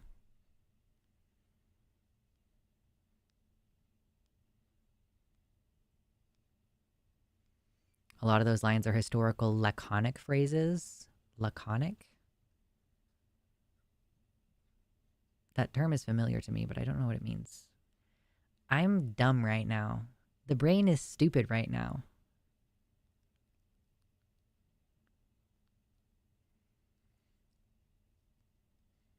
Also, that's Cersei. The queen is Cersei.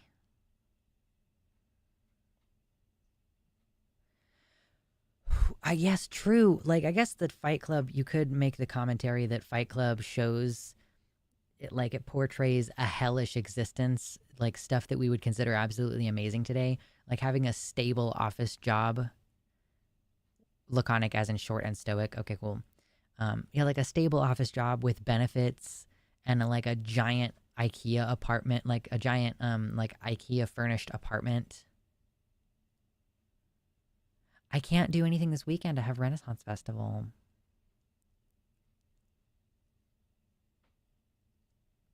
Excuse me, the Queen of Sarah Connor from the TV show. I know, terrible.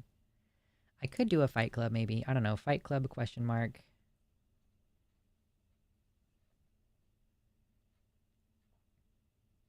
I am doing a bad job of writing recently.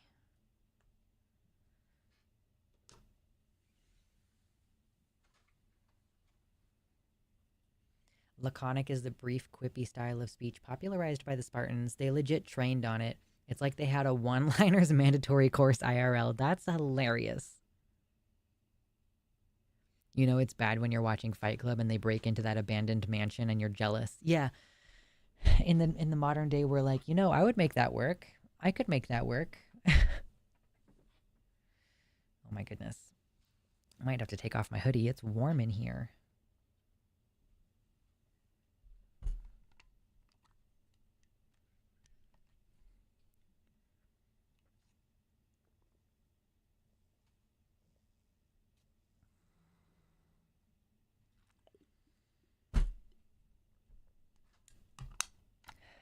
I think that Fight Club is also kind of influenced by the fact that it exists in, like, this is still very much the time where, you know, being gay is not really acceptable. Why are we talking about Fight Club? We're talking about movies that I could make a video essay about. But yeah, you could say that like some aspects of Fight Club, and I guess you would have to look at when it was written as well as when the movie actually came out. It came out in the 90s, but it's like this was still a time where like the AIDS epidemic had died down somewhat. Probably, I mean, because fucking hundreds of thousands of men died, but also you could also say that like we were still in a period of time where you didn't talk about being gay. Like being gay was still heavily stigmatized because of coming off of the AIDS epidemic. So that could potentially influence like the like homoeroticism of that movie. And I think that people have made that observation before that like maybe part of what is wrong with Jack is that he's a closet case.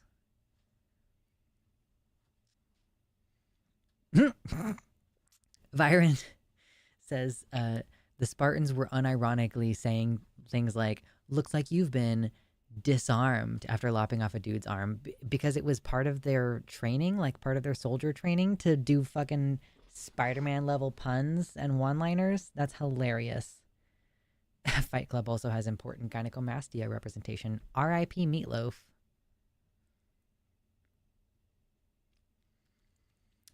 Oh man, Starship Troopers. Listen, I'm just gonna run through the classics. I'm just gonna become fucking annoying. And make like really obvious video essays about shit like Starship Troopers. God, I love that movie. It's so good. Do we need a reintroduction to the first rule of Fight Club? Listen, I'm not in Fight Club, so I'm not bound by its rules.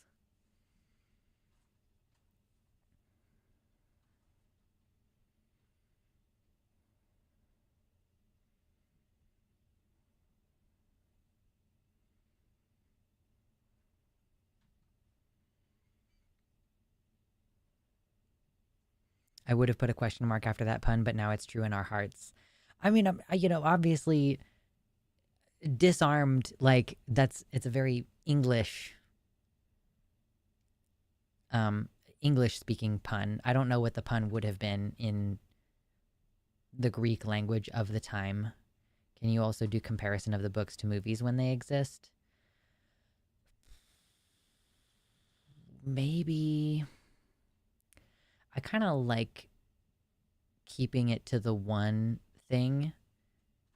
I guess maybe in certain situations it might be relevant, but like I'm making this video essay about The Last of Us and I am not talking about the game. I'm acknowledging the game right at the beginning of the script. I'm like, yeah, HBO's hit 2023 show The Last of Us based on the game of the same name from 2013, blah, blah, blah. But I'm not going to be like, and in the game, this happened. Like, no. Keeping it to the show. Because, like, they're meaningfully different, you know? And the point isn't to make a video review about the movie. It's to talk about a specific angle. The first rule of Man Club is always talk about Fight Club. That's true.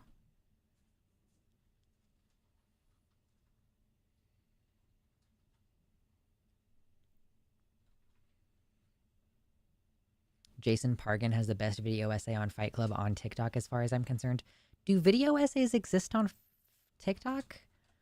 I thought that TikTok was for short form content and that video essays were assumed to be like a minimum of like 15 minutes long.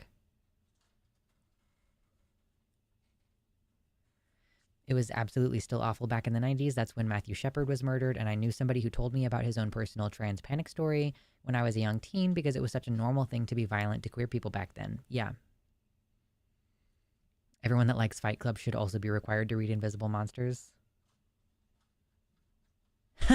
Joel didn't die 13 times in the same scene in the show. Totally inaccurate to my experience with the game. I will say, just as a point of amusement, that there are things in the Last of Us TV show that do feel shockingly like a video game. Like the way, like the times when Joel acquires a new gun, and even Ellie acquiring a new gun and stuff, like that is, it feels very true to a video game. And then like them investigating that house and him trying to unlock the bedroom or trying to open the bedroom door and it being locked, that just had a very like Resident Evil video game feel to me, where it's like, no, you can't go in there. The room is locked, and you hear the little the jiggle sound of the door not moving.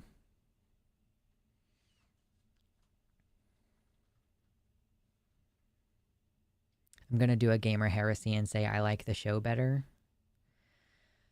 They're two different experiences. They're they're fundamentally different mediums. So like people don't get this. Like you have to trim things for time. You have like there are things that you can display visually that you wouldn't be able to have like you can see something visually faster than you can read a description.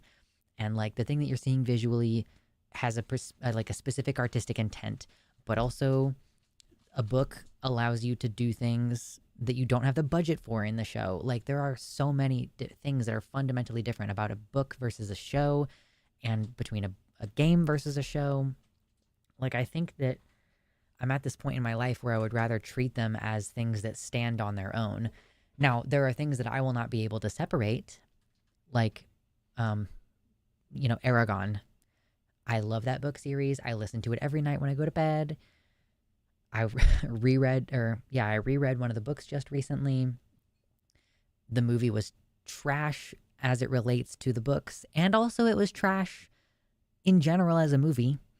And there are certain choices they made, like Roran goes away to join the army in the first part of the movie, and it's like, dude, are you fucking kidding me? Like, did you not read the sequel?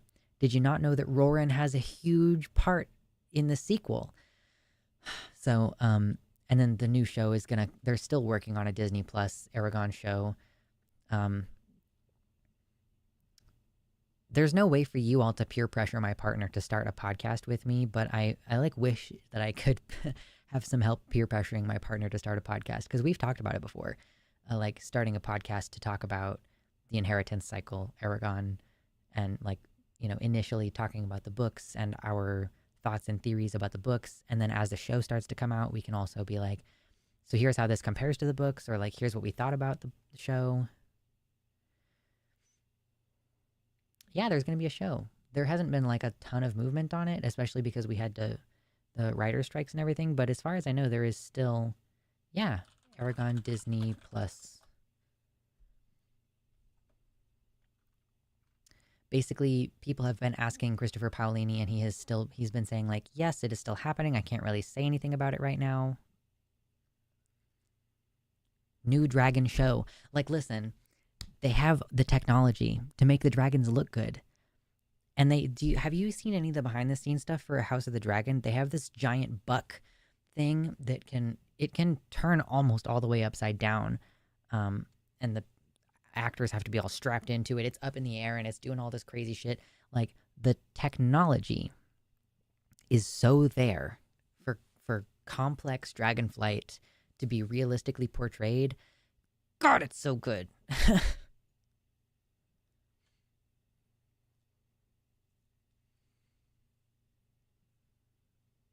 Free idea bucket. The Politics of the Emoji Movie, Feminism and Wicker Man Remake, a phenomenological examination on Too Fast, Too Furious. Oh no. Yes, I don't know how much Christopher Paolini is going to be involved in the Disney Plus show. I hope that he's like a writer. God, if he was head writer, that would be fucking amazing. But I don't know if there is going to be... I don't know how much involvement he's going to have.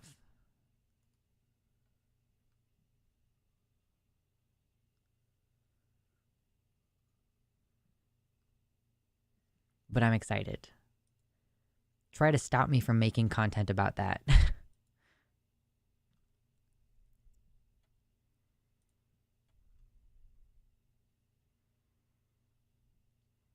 I love that Christopher Paolini is like, listen, the film, it's not a bad film, but where it fails is it's not a great adaptation. Like, okay, I appreciate that you're being, oh God, what's the word? There's a word for this. Like, he's being polite, basically. So apparently Paolini is attached as executive producer and co-writer. They're still looking for a showrunner. And this is from last year in December.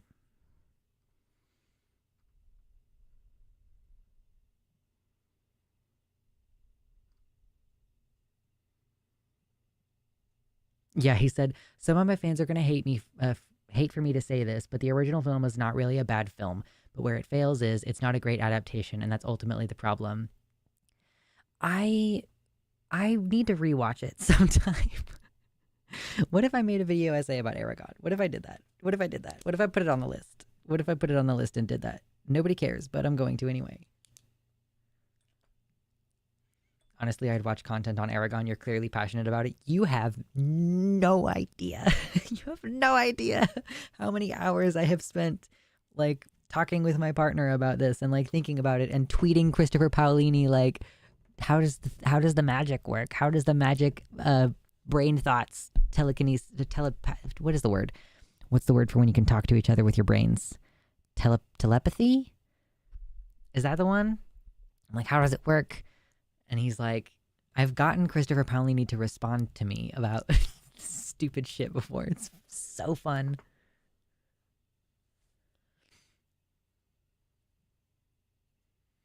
I haven't seen anyone talk about Aragon. There's a gap on YouTube. Yeah.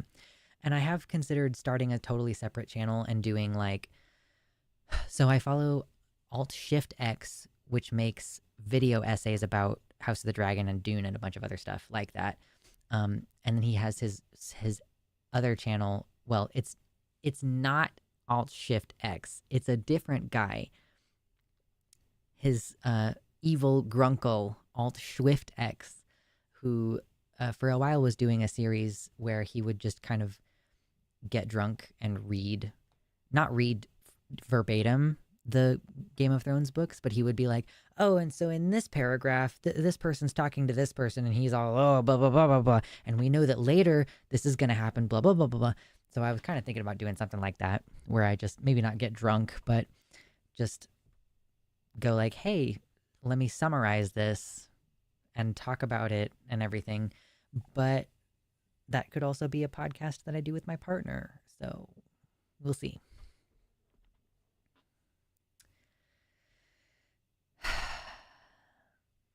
I'm excited about the prospect of doing dumb shit.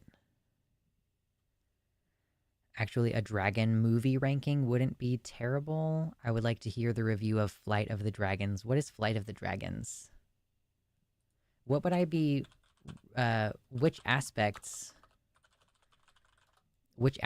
do you want to review? Are we reviewing how realistic the dragons are? Are we reviewing the plot? Like, how are we ranking them? Reign of Fire? Remember Dragonheart? Oh my god, Christian Bale was in a dragon movie? That's fucking lit. That's cool. A 2002 post-apocalyptic science fantasy film. Huh. Rating the fuckability of the dragons. The dragons themselves. Yeah, potentially. I could see that. That would be a much bigger project. The Last Dragon Slayer. Obviously, this would be a much bigger project, but I could see it go. It could go on the list. Dragon ranking. Dragon movie ranking.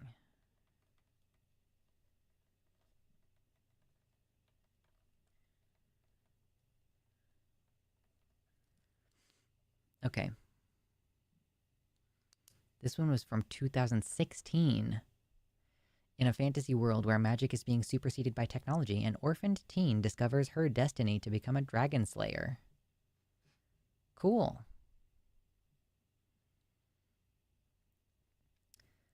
Okay. You can't just... You're trying to tell me that I can't rank every dragon as 100%? You can't tell me what to do? How dare you try to tell me what to do? Reign of Fire sucked. Well, that's for me to judge. Don't try to color my perceptions. That's for me to decide. Oh man, this has Matthew McConaughey, Christian Bale, and Gerard Butler. I, oh, and Alexander Siddig. Oh man, those are cool people. Alice Krieg. Anyway,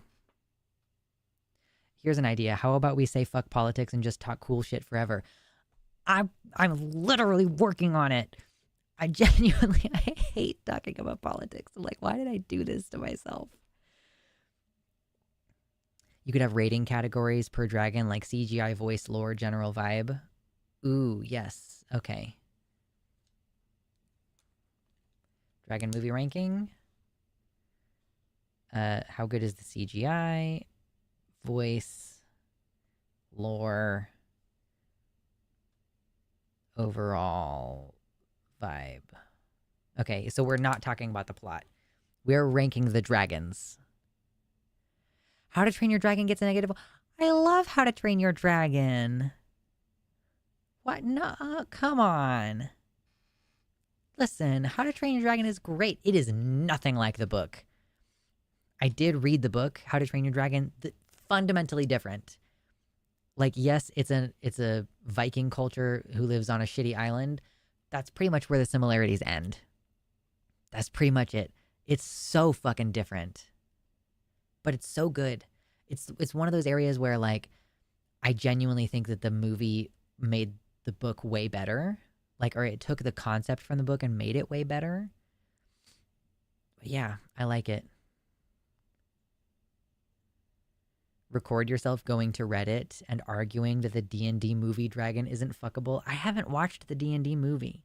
I gotta make a list of dragon movies. Or movies with dragon in them? Am I allowed to rank the House of the Dragons, or can it only be movies?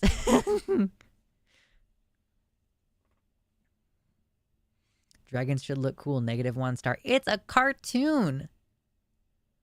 It's a children's movie cartoon. And listen, I do think Toothless is like a cat and a puppy both. Is that something? Hold on. D&D dragon. D&D movie dragon. Images.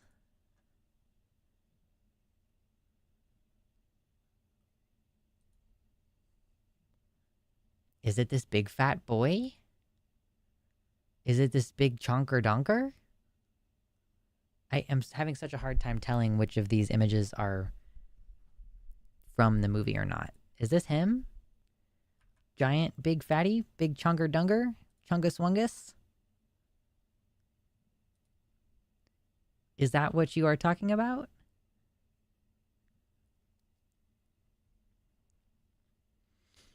This whole thing could be turned into a long-term series too. You could make video essays about dragon-themed books/TV and include rankings for plot/magical dynamics/dragon fuckability at the end. Oh my goodness.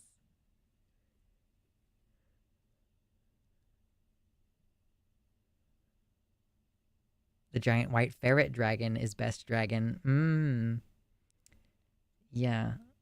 Yeah, sure. The dragon's name is Temberchode, and he is very fat and looks huggable. Yes, he's a big boy. He's so squishable. I love that he looks like he would never in a million years take off. Like, look at him. Hold on. We're opening this image in a new tab. Look at him. He looks like he would never in his life be able to fly. Look at how short his legs are. Look at those fat rolls. I love him. He's so cute. Oh, gosh. It's a he. I always thought it was a she. Let's transvestigate the dragon. Oh, do I have to include Shrek in this ranking? I think the Shrek dragon, I mean, the fuckability rating is very high on that dragon.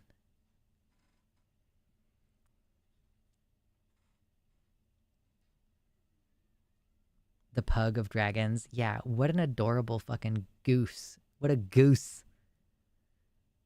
He's got fat rolls. He or she or they or it has fat rolls under its chin. Also, I can't remember which one, but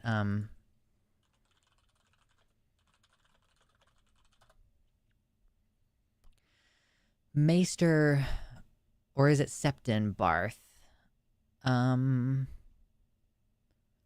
or is it Maester Aemon? Because in the Song of Ice and Fire, uh, yeah, according to Maester Aemon, dragons are basically sex fluid. Like, they're, but now one and now the other as changeable as flame. Barth argued that dragon's sex was as mutable as flame and could change at need. Maester Aemon seems to agree with it when discussing the prince that was promised prophecy. So I'm really partial to this, that like dragons don't have a fixed biological sex, or like they're not sexually dimorphic.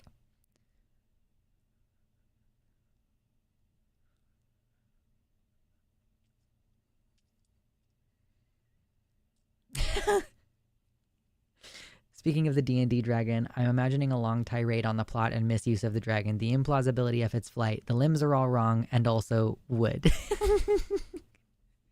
Yeah.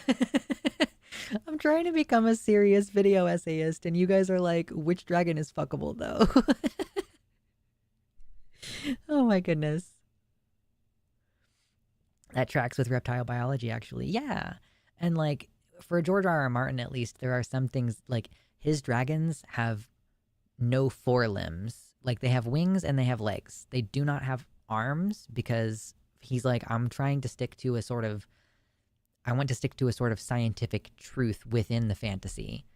And so it is also the case that their dragons require more food the more active they are, because reptiles have this thing where like their metabolism slows down if they're not active.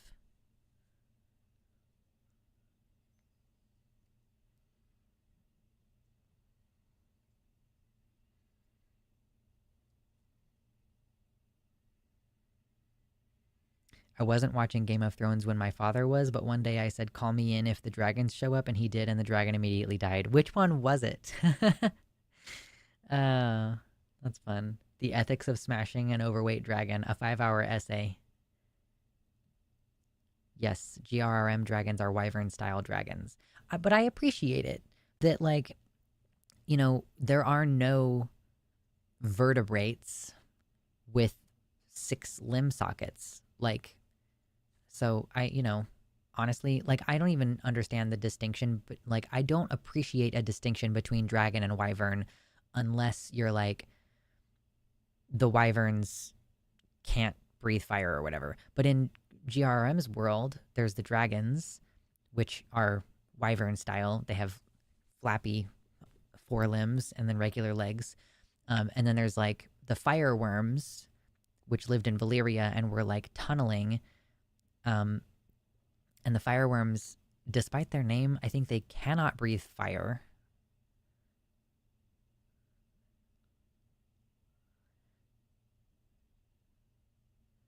Big white dragon? There is no big white dragon. So interesting.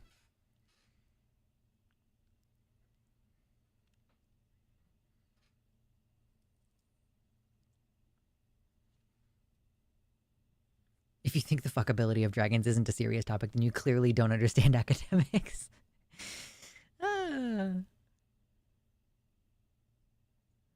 I think maybe in Old English or other mythology, wyverns were hatched differently, but if you're making up your own world, why not do whatever? I mean, yeah, true. And like in the inheritance cycle, there is Smug White Enby Dragon. Fucking true. True. Yeah, in Inheritance Cycle, there are other flying creatures similar to dragons. There's the Fangher, which are more serpentine, can't breathe fire, lighter weight, don't get as big. And there's also the Leatherblaka. That needs to be a new print. Which thing? Are you saying you want a t-shirt? Okay, yeah, the one that got brought back as a zombie. Okay, cool. Yeah, no. Yeah, that was Viserion. I know far too many things. I'm so autistic. Dragons are such a clear special interest of mine. My partner has no interest in watching House of the Dragon, and I'm like, will you please watch some of the dragon scenes and that's it, out of context, please, with me, so that I can talk about them with someone?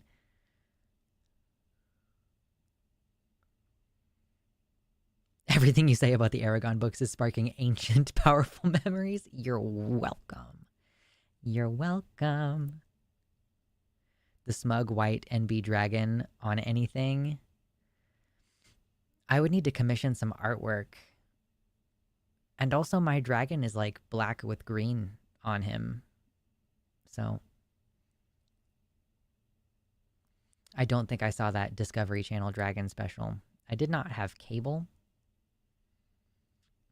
I grew up poor. I did not have cable until I moved in with my dad when I was like 13. Yes, there was an Aragon game. Mm-hmm.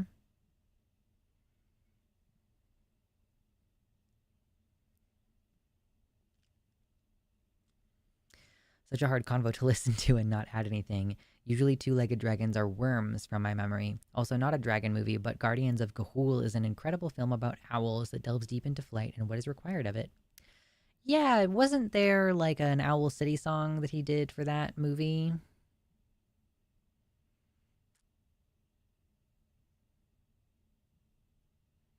I need an Inherent Cycle deep dive series of video essays. Fine. I will work on it. I can't hear anything about Game of Thrones without screaming the books were better. Listen, we're all over it. We all know. They're fundamentally different. They're completely different. They're totally different projects. You just can't even think of them as being similar to each other. Excuse me.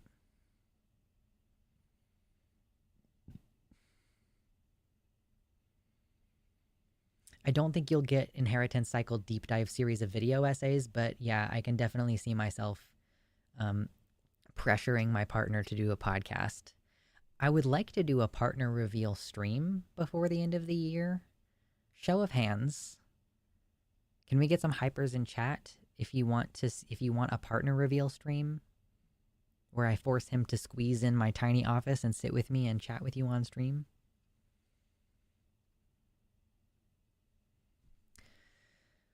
The Discovery Channel thing is called Dragons, a Fantasy Made Real. It's a pseudo-documentary in the style of something like Walking with Dinosaurs, where they propose a hypothetical evolutionary line from the Cretaceous period to recent history for dragon evolution.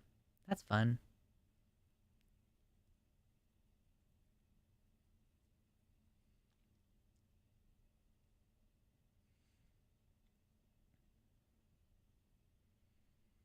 I appreciate Gwennifer, instead of doing hypers, just does this emoji.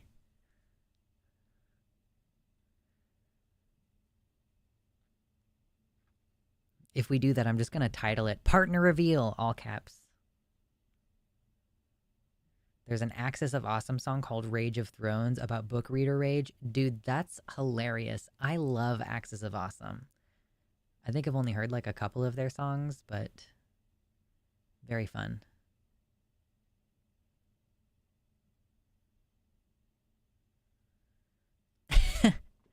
Look, Lux, let's be realistic here. You can do essays about dragons and film and cool shit you enjoy, or film yourself strapped to a chair watching Daily Wire for 8 hours straight, Clockwork Orange style. I think the cool shit is better myself. I'm gonna more actively make the transition, I think.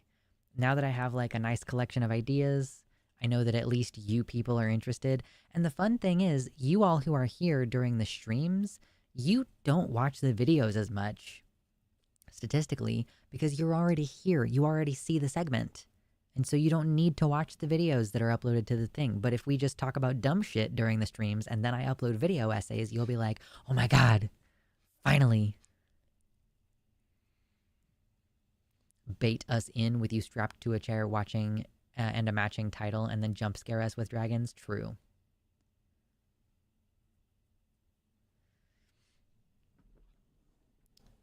The pseudo-documentary goes so far as to propose that the dragons produce hydrogen to make themselves lighter for flight and to breathe fire, and they use platinum that they grind with their teeth as a catalyst.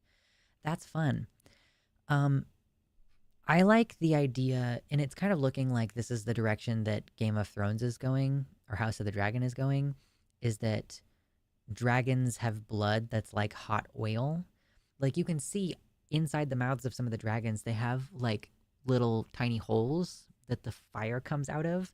And then also when their blood hits stuff, it sizzles and burns, which you could say is like because the dragon itself is super hot blooded, but it's a fucking like it's a reptile. They're supposed to be cold-blooded animals, but they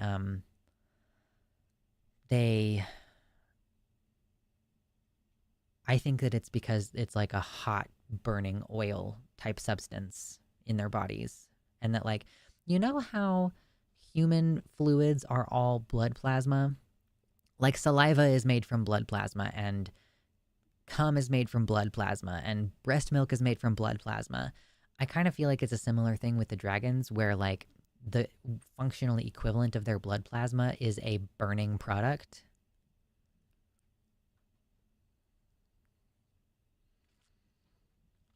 An Entropy fan, Viren is talking about a pseudo-documentary put on the Discovery Channel. Not a book. It is called Dragons, a Fantasy Made Real.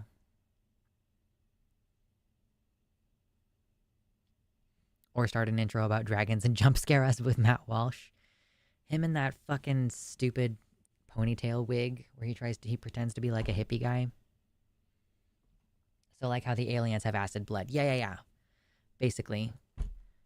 Probably not as acidic, but like if you recall Gayfesh, there's like that scene at Rook's Rest, the big dragon scene this season, and like one of the dragons bleeds, and it like lands on some of the soldiers, and it's like sizzling and burning them. Good night, Jihariel.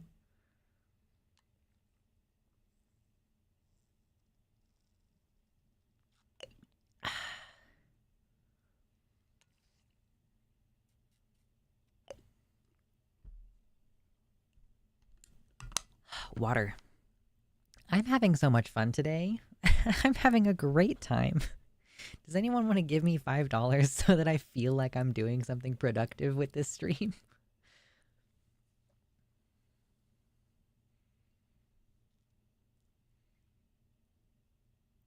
Two holes in the mouth with a different substance that when they mixed, they combust. You know who came up with that concept? Rain of Fire, the movie no one remembers.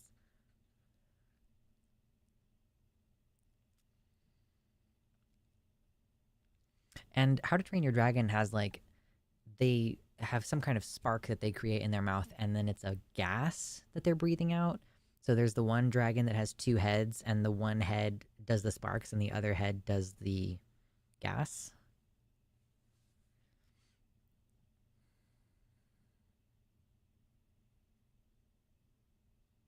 I always assumed dragon flame was from a chemical reaction like the bombardier beetle.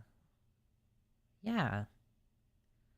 I'm sure it's different. Like in the inheritance cycle, they just straight up say it's magic.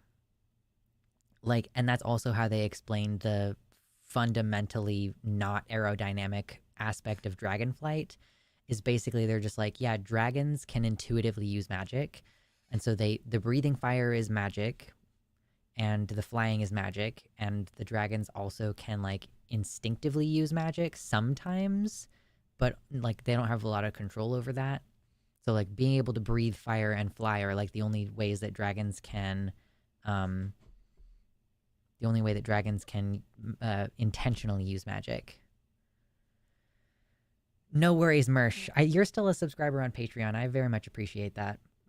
Had to buy a new refrigerator. Yeah, part of why I'm hurting right now is because my car battery died, and I had to buy a car battery for $260, and that's a lot of money for me.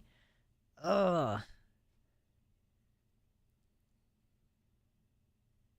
Dragon magic is also very IDK. Some crazy shit can happen sometimes. Yeah, exactly. In the inheritance cycle, it's like I don't fucking know.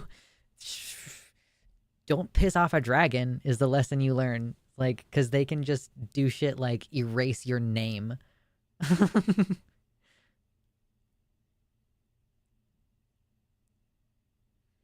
Yeah, car money sucks. I got like 4 or 5 years out of that car battery, so you know it's like better than nothing. But and I guess I'm glad that it happened now and not like when we're down to one vehicle and my partner is using my car to get to work, which is going to be the situation when we move. In A Song of Ice and Fire, it isn't magic, but no explanation is offered, right? Um, so in A Song of Ice and Fire, it's scientifically based. So if you look at the way that the dragon's bodies, yeah, it was $260 for a battery. It was the cheapest option that they had at the nearest auto place. Uh,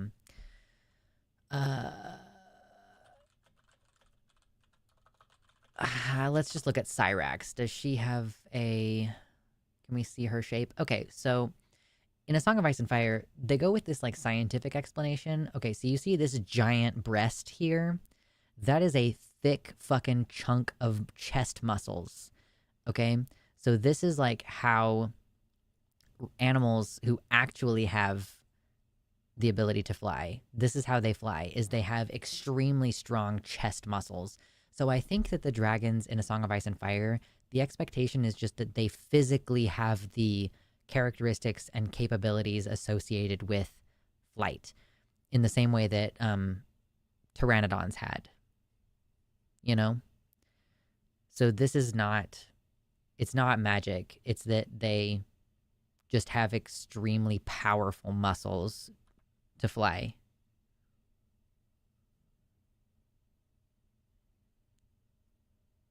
Yes, that's why chicken breast is the thickest part of the bird. Them titties.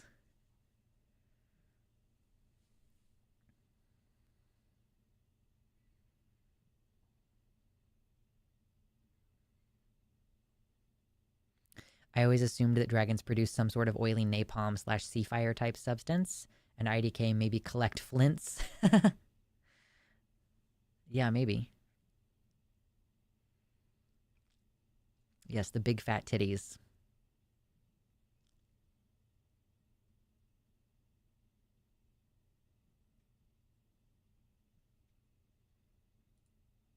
Let me get rid of some of these tabs. Oh my god, I forgot.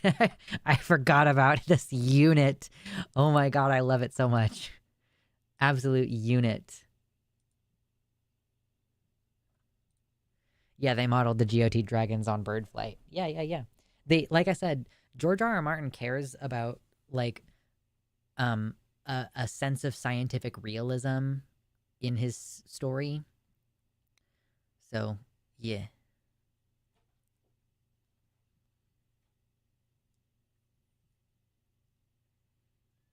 I love how Terry Pratchett leans into his dragons looking impossible, being supported despite being armored and huge and wrong looking in the sky for his particular world. That's cool.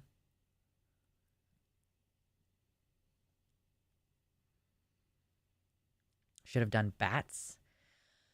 But it's more likely for reptilians to share a common ancestor with birds than for them to like a more recent common ancestor than like because bats, you know, they do not share an evolutionary line with birds. They have created a flight in a completely different way.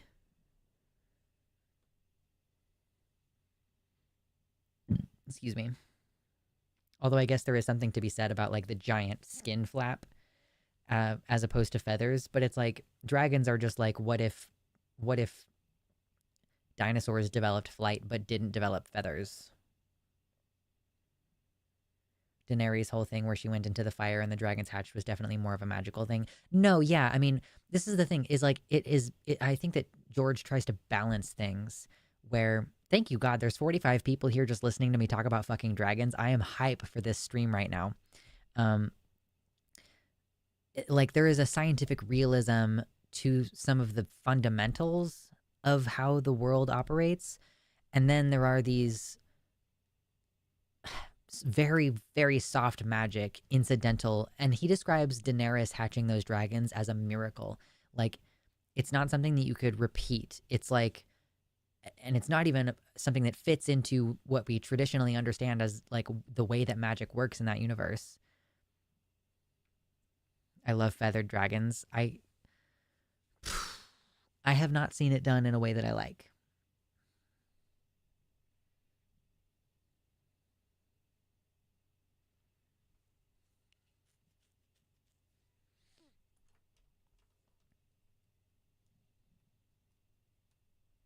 Flight has evolved 4 separate times. Hell yeah. Is there a world where dragons are like giant insects? That would be a lot of fun.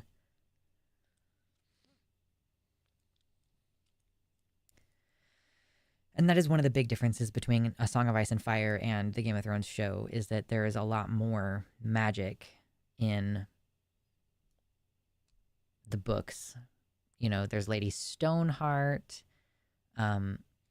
There's much more talk of like there maybe used to be a lot of different types of humanoids that bred in. Like, I've been watching some theory videos from David Lightbringer recently, and it's basically like pretty strongly hinted that the Iron Islanders are what they are and were bred with deep ones, which is like Lovecraftian squishers, basically. So there's actually a lot more freaky, kinky shit in A Song of Ice and Fire. Oh yeah, let's not sleep on the flying lizards. That's true. They kind of are gliders though. They don't really like fly, they glide.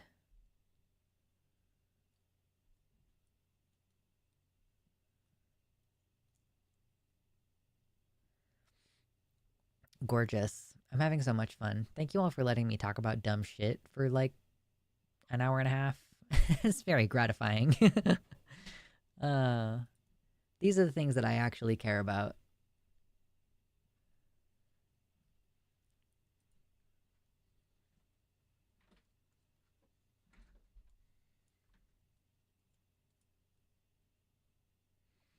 A Song of Ice and Fire has a more sci-fi feel, and of course, a staple of sci-fi would be that things like telekinesis, telepathy, and future prediction are scientific.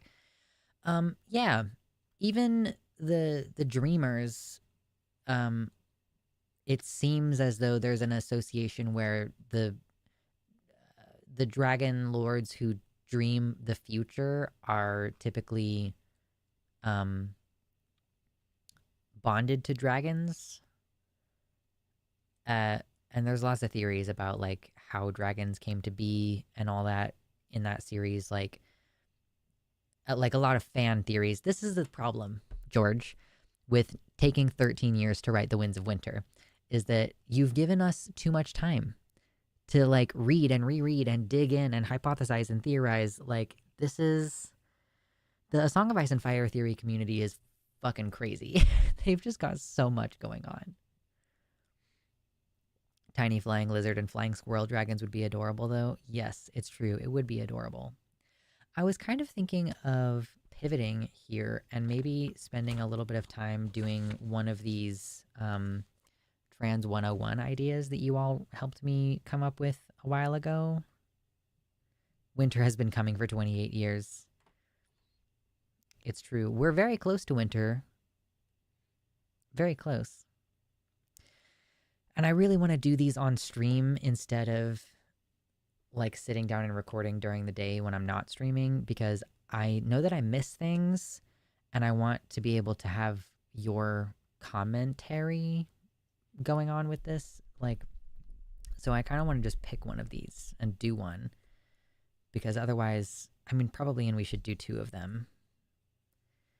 Like, okay, we could redo the bisexual versus pansexual video, explaining what non-binary is, what is detransitioning really, how to be an ally. Those are just the first 4. Gender and anarchism, discussing gender abolition versus gender anarchy as concepts.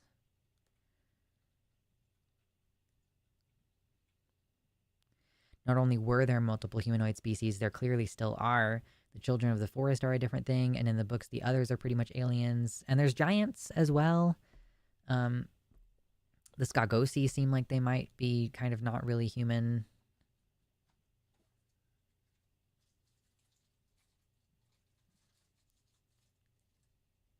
There is no winter nor summer. There is only cold and hot fall. True.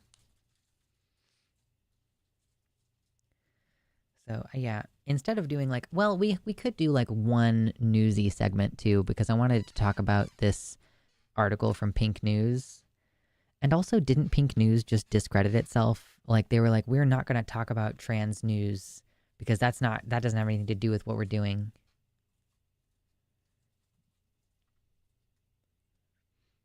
I don't know.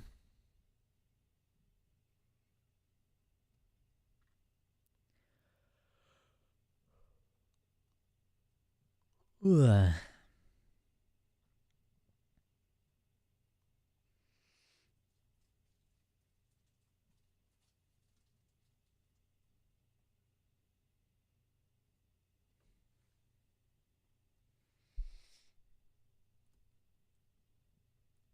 Ooh, and there's also the green men. And it's like, are they children of the forest? Are they children of the forest human hybrids? Are they just men who have like a religious order that they're a part of? We got to see a green man in House of the Dragon, which was very exciting for all of the lore idiots. We don't want trouble from our sponsors was pretty much the stated reason for Pink News. Yeah. So I was just kind of thinking maybe we should actually do like a little bit of something that I could put on the channel for this. I have a video. I have 2 videos ready to go, fully ready to go with thumbnails and everything. But I would kind of like to have at least a couple for next week. Gender abolition versus gender anarchy is something that's maybe a little bit more obscure for people right now. Yeah. I think that the reason why the gender abolition versus gender anarchy thing came up is because of the whole TERFs thing. Because TERFs will say that they're gender abolitionists, but what they mean by that is they're bioessentialists. You mean to say dragon fuckability isn't a fire segment for the channel? Not yet. I have to guide us that direction. I have to shift us that way. Also, kind of thinking about renaming the channel. I know that's a pretty big move, but yeah, I'm thinking about potentially renaming it. I don't know. I'm gonna have to give more thought to it, of course. The green men are hybrids with the children.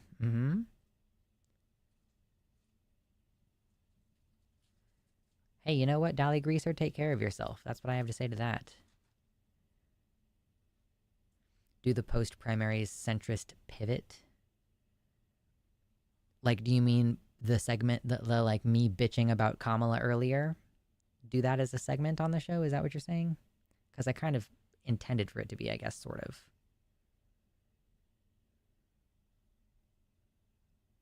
To what kind of name? I don't know. I've been thinking about, like, I've basically, internally, I've changed my name. Like, I think of myself mostly with a different name. And then I'm thinking about it more, and I'm like, damn. Oh, we were talking to someone on the Transatlantic Call-In show last week. Gender abolition versus gender anarchy is just as nuanced as split model attraction and should be covered. I like tranarchy. True. So yeah, we could talk about that.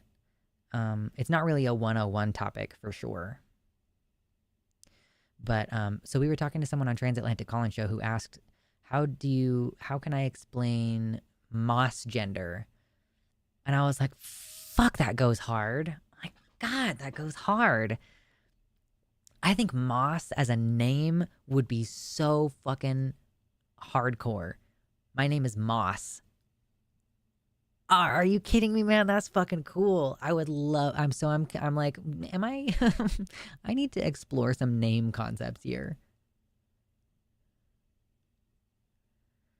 Just pivot to dragon fucking in the channel. You already have us the base. Now pivot to what the majority really wants. I know. How fuckable is a dragon couch? Debate question 1. Is that like, is the dragon couch? Yeah, the person named Seven. God, that person was so cool. Seven in Roman numerals, like VII7. Man, that was a cool name. I think that she was a little misguided in what her question was, but fucking what a cool name. And the person who brought up Moss gender was not saying that the person's name was Moss, but just that that was like a gender identity. But man, I kind of like. It's kind of like, you know, the child of the forest that we're familiar with in A Song of Ice and Fire. Her name is Leaf. I'm like, Moss. Moss. Moss. What if I named myself Moss? Would that be so fucking cool? I also think the name Frog would be really cute, but I don't think I want to name myself Frog. I definitely would name myself Moss, though. Like, oh, that goes so hard.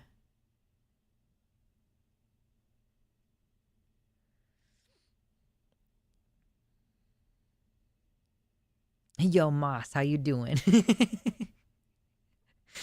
Like, boss? Yeah. Oh, no, you were being serious. How does it ring? Yeah, I don't know. I don't know. I would have to work on it a little bit. But also, I would have to decide whether that's my personal name or what. Like, am I even going to go forward with a first person perspective? Like, because this is very, I'm Luxander. Hi, this is my opinion, blah, blah, blah. Lycan, oh, that's a good name.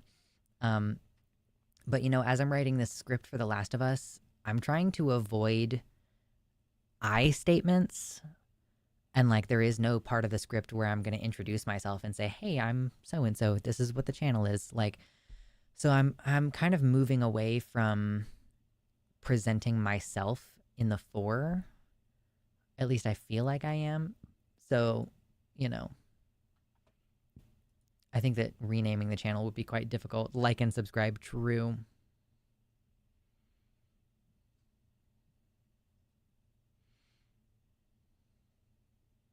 I know, Leaf is such a cute name.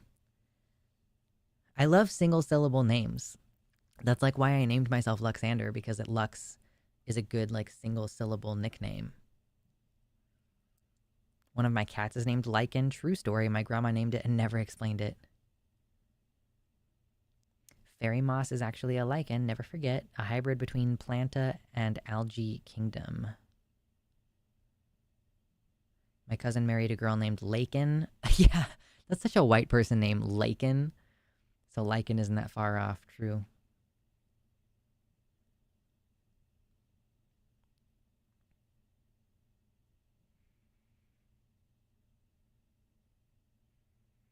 There are too many cool names. Mint, that's a great name. My favorite name is Rokyo, which means dew. Oh, that's cute. Oh man, that's too adorable.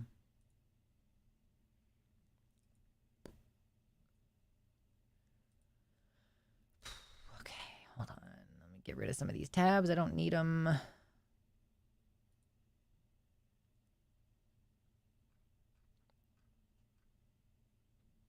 Okay, we're going to do a segment now.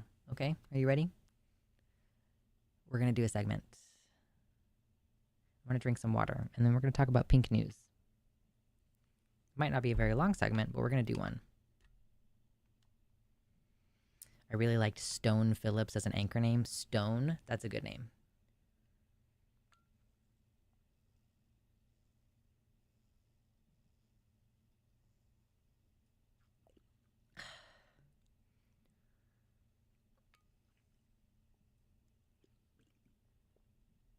What if I renamed the channel Where the Moss Grows?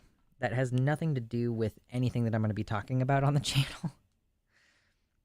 If anything, it's more of a name for the other channel where I'm going to be talking about plants and animals and stuff. One oasis left. Where the Moss Grows would be a cool fucking name.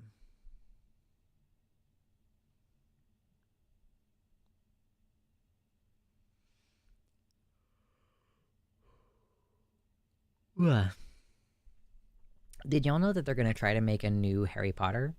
And, like, the impression that I'm getting is that they're just going to do Harry Potter all over again from when they were kids. I don't know. I don't care about your HBO Harry Potter TV series. Mostly my opinion on this is, okay, we're enriching J.K. Rowling more. we're renewing her copyright. That's the thing. You got to remember this. Disney has been doing this. Disney, like, they make a new Lion King movie, and it's not because they actually have anything meaningful to say. It's because the copyright is about to expire, and they need to re-up it so that they can maintain, so that their stuff does not become royalty free or enter the public domain. So that's kind of how I see this. Whenever they're like, we're gonna make a new Harry Potter thing, I'm just like, yeah, you're just renewing the copyright on this. But anyway, and like HBO sometimes does cool stuff. I don't know. Like in terms of redoing stuff that was bad before, or like, obviously The Last of Us, I'm writing a video essay about it. So like, yeah, they can improve on things. But I'm just not, I don't care. I'm not excited about this. But there's a Pink News article that I want to talk about. And we didn't cover this news because I didn't consider it noteworthy. But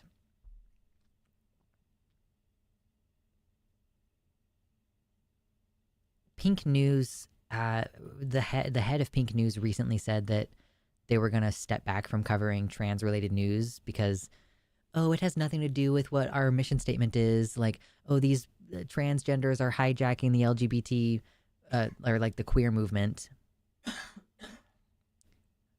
And I guess secretly it was actually because they're just trying to appease their advertisers. But anyway, this is a very recent article that's titled Trans Actors We Want to See Cast in HBO's Harry Potter TV series and Who They Should Play. So these are some trans stars who could be cast in a Harry Potter TV reboot. Yasmin Finney to Tyler DiChiara. Okay, this says, let's be honest, the new Harry Potter TV series sounded doomed to us from the moment it was announced. Do you think? Do you think maybe? Not that the copyright was about to expire. Copyright is life of the author plus 70 years right now. Yeah, okay, so it's either renewing the copyright or it's just another soul-sucking way to make money by like squeezing an intellectual property dry like an orange. And like, yeah, I'm just like, okay, J.K. Rowling is just going to keep making more money. Cool. That's what it sounds like to me.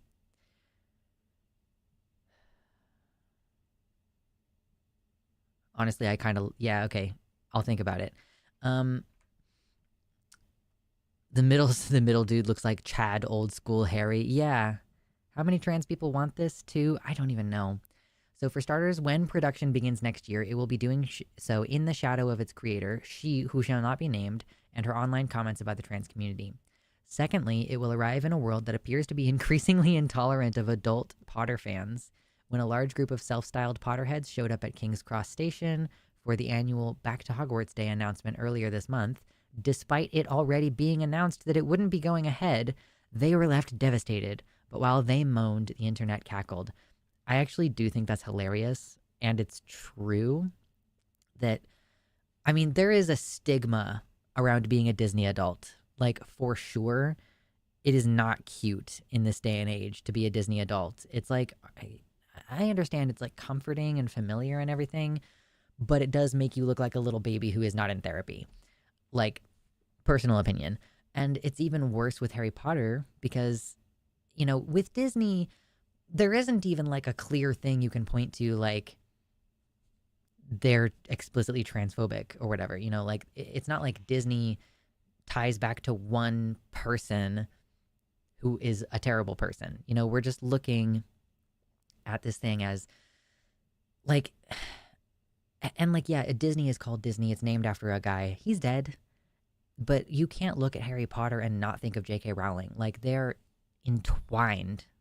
They're like together, So I kind of think that it's impossible to be into Harry Potter without it also being like, okay, so do you live under a rock or are you choosing to ignore the fact that the creator, who is still heavily involved in the world, she maybe not so much anymore because she has gone fully down the transphobia train, but she is like still creating canon for this show, for this series, like for the whole universe. She's the whole, well, didn't used to need bathrooms because they would just piss themselves and then use a spell to clean it up or whatever. Um, so yeah, it's like either you don't know about her remarks or you do know about her remarks and you're choosing to enrich her anyway. And it's an issue for people to enrich her because you know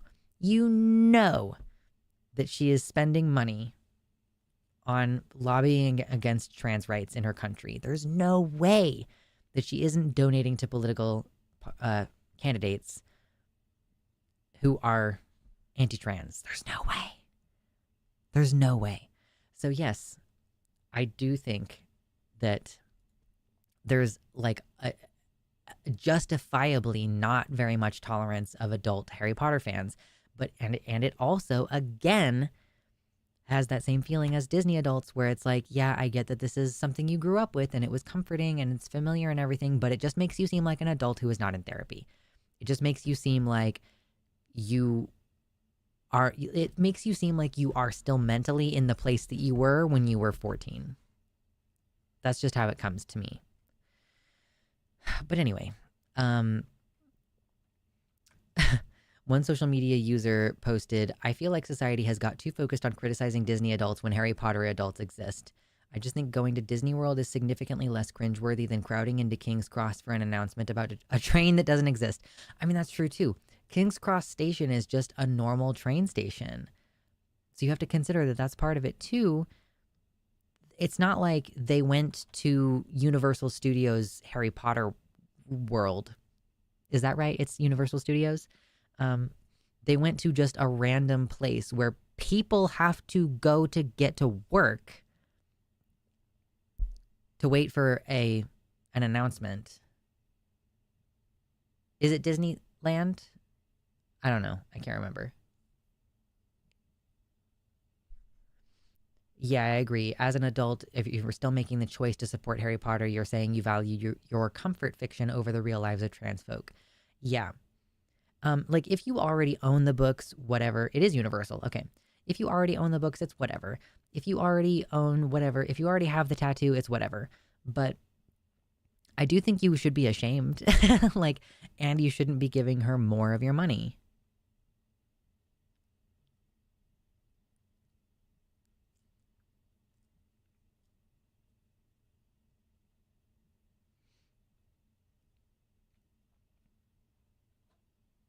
Apparently, JKR is supposed to be an executive producer on this show. Ugh, yeah, we're not going to get any trans actors on this thing. I mean, she doesn't have any control over casting directly. There is a casting director. That's a job on a TV show, casting director. And I don't know that an executive producer has full veto power. Anyway, even a star of films has called on fans to be over it by now. Earlier this year, Miriam Margolyes, who played Professor Sprout, that's this lady right here, said she expressed feeling worried about those who are still invested. It was 25 years ago and it's for children. She said, fuck, amen. Amen. I forgot the name immediately. Miriam. Also, I think Miriam is a lesbian, so that's pretty cool. It's only been about 12 years since the final film hit cinemas, and with the Cursed Child stage show, the Warner Brothers studio tour, the Hogwarts Legacy and Quidditch Champions games, and reruns on ITV seemingly every 2 to 3 days, there's hardly a dearth of Harry Potter content. And yet HBO and Warner Bros. Discovery are beavering away on the TV series. They've just put out a casting call with a note saying they are, quote, committed to inclusive, diverse casting. Please make Hermione black. That would be so fun. I know that she said that she supports the interpretation of Hermione being black, but I feel like the kind of person who's as transphobic as she is also racist. That would be funny to me. Not that a black actor got a job, but that J.K. Rowling would be malding. They want to see auditions from actors regardless of gender identity and sexual orientation. The thing is, whoever is cast will have the Rowling question lingering over their careers for a long time. It's doubtful that any fairly established or knowing actor will want the lead roles of Harry, Hermione, or Ron, while you'd have to feel compassion for any up-and-coming thespian who naively put their name forward. Yeah, so, okay, and then this goes on and it kind of is like, here are some trans actors who could be cast in this, I don't know that I care as much about this. I'm like, okay, yeah. Wait, how old are these people supposed to be? Are they doing this as children or are they doing this as adults? Because the first casting is like, this is a full adult person. I guess maybe we don't know. Like, yeah, I'm guessing that this is an adult series. Like, what are they? The Cursed Child had a Black Hermione and it was a stage play. Cool. That's fun. Will they risk her Twitter meltdown if they cast trans people? I mean, I think technically rage marketing, that is rage marketing, right? I definitely think that's a type of rage marketing. But who's asking for this? Who wants... I think it's just HBO and Warner Brothers who think that they can make money. They think that they're going to get more Max subscriptions. Excuse me. I have a Max subscription right now to watch House of the Dragon and The Last of Us, and there's probably other stuff on there that I should get around to watching. But I will at least temporarily delete my Max subscription if this show comes out. I'm like, I don't give a fuck. And like, why? How many people do give a fuck? How many people who played the video game that there was so much kerfuffle about, how many people actually cared about that game versus how many people were just like, LOL, this is going to make people mad, or because there's so much controversy about this, if I stream it, it's going to be good for my show. I don't know. Anyway, it's really dumb and annoying. Who's asking for this?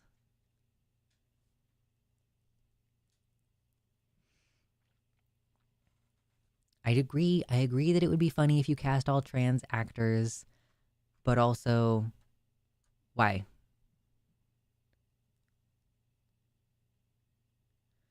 Black Hermione feels a lot like gay Dumbledore in that no reading of the book gives you that impression, and it's a thing she said later for reasons. As far as I know, gay Dumbledore got explored later, but I remember her announcing that about him and being like, why didn't you write this into the story then? Yeah, it's called a retcon. And yeah, I think when people were suggesting that Hermione might be black, she was like, well, I did write that she had big kinky hair, and I didn't describe her skin color, so maybe I meant for her to be black all along. Aren't the only people who pay for HBO John Oliver fans? I kind of forget that John Oliver is a thing that I could watch on HBO. I'm so used to watching it on YouTube. Oh yeah, look at the percentage of players who have the Steam achievement for finishing the Harry Potter game for the best game ever and a dream come true. It's a very small minority. Yes, people apparently didn't actually finish playing that game, which is fun. So, but yeah, it's inevitable. I don't even know, is there any amount of disinterest? Do you think she paid somebody to reread all of the books and double check if her skin color was ever directly mentioned? Yeah, it is interesting too how skin color is typically just not mentioned for white characters, and then it is described for non-white characters. But anyway, I would be curious if there's any amount. I think backlash to this is going to just cause them to put more money into it, like because of the outrage marketing aspect of it all. And even if people are completely ambivalent, if the production people at HBO, listen, I know that this is a little bit of a jump in topic, but the production people, like not the production people, the executives at HBO decided to just cut 2 episodes out of season 2 of House of the Dragon. Why? Don't know. They make dumbass decisions that the showrunners don't agree with, that don't end up working for the intellectual property. So, of course, if the executives at HBO decide that they are going to make a lot of money on a Harry Potter reboot, they're going to do it regardless of what any writers think, of what any fans think. Like, if you watched House of the Dragon Season 2 and you felt like at the end of episode 8 of Season 2, you were like, wow, I can't wait to see what happens next week. And then, oh, that was the end of the show, ? The end of the season, ? Yeah, that's because some executives decided that they were just going to cut the climax out of season 2 and just cut it into season 3, apparently. So, yeah. Studio executives don't make good decisions, it turns out, a lot of the time. Oh, apparently it is specifically stated in Prisoner of Azkaban that Hermione's white face was sticking out from behind the tree. Okay, cool. Fun. What's crazy is that I know exactly what scene that is, too. God, brainworms.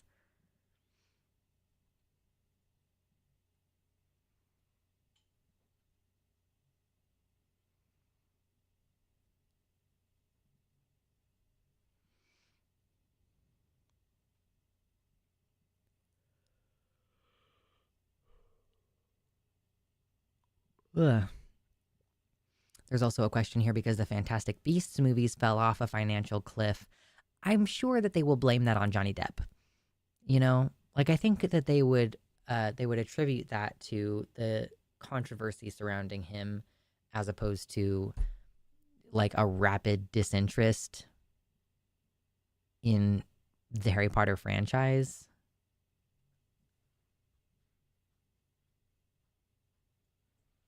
Yeah, if they were artists, they probably wouldn't be executives. That's true. So again, I'm probably not going to give this much more airtime even as we get closer to it, unless they do cast trans actors, which would be hilarious, you know? But I think otherwise it's just like, let's acknowledge that this is cringe and then move on.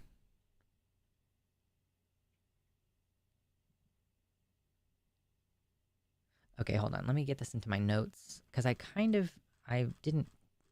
Man, it's gonna be so hard to find the beginning and end of that segment if I include the centrism rant. What is today? 9/17. No, it's 9/18. Jesus Christ.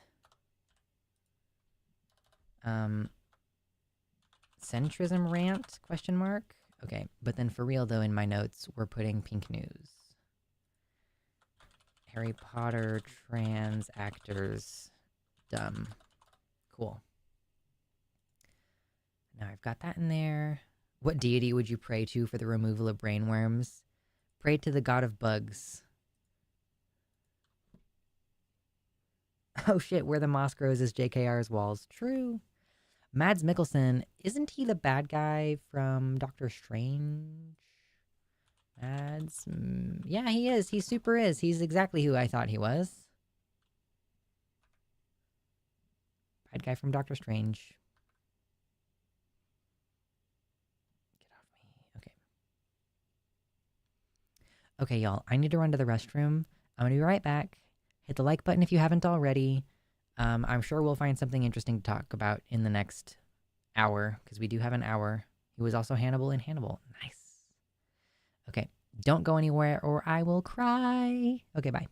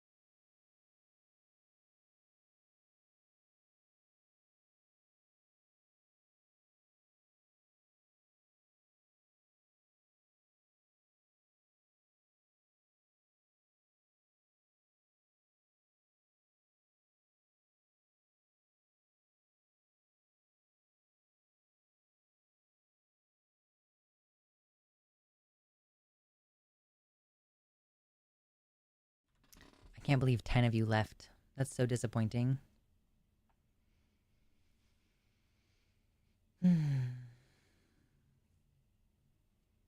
Told you I wouldn't be gone for long.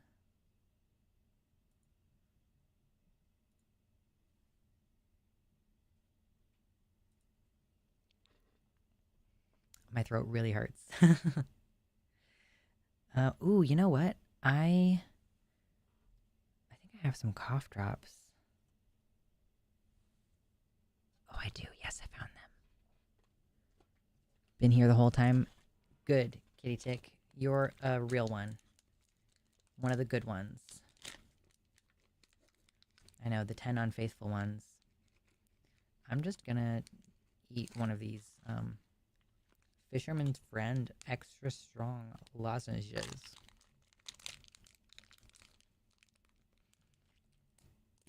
Some people have short attention spans. Listen, I have ADD, I completely get it.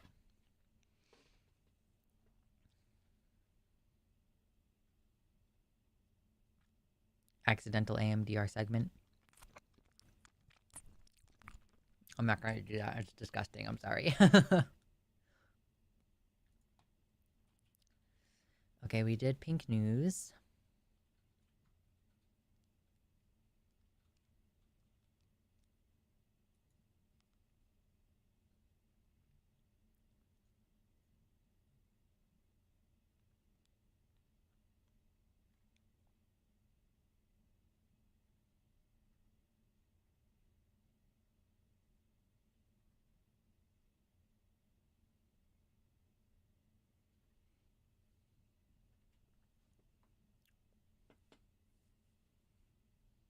Ten viewers were accidentally eaten. Damn it, Smug. Come on.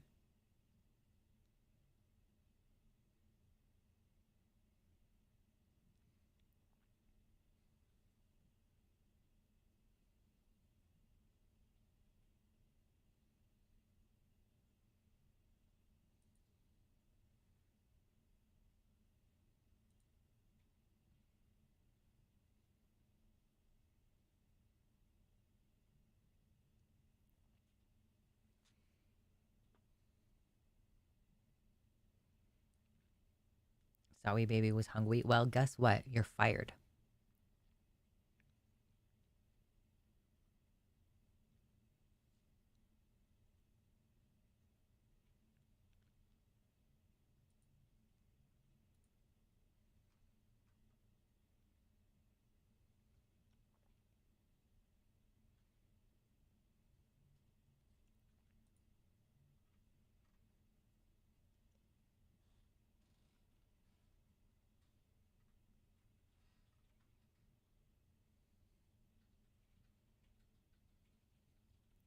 Did I go to the little dragon's room? No, I only go to the big dragon's room.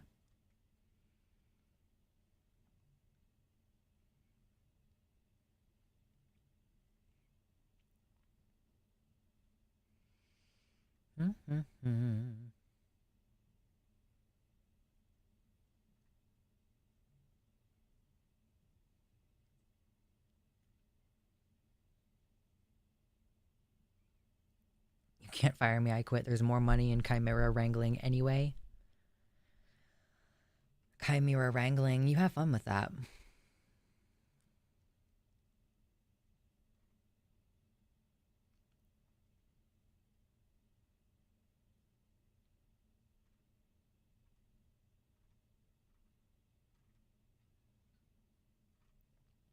By the way, if you don't have insurance, I've heard that Costco has like a super low cost Novavax if you live anywhere near a Costco.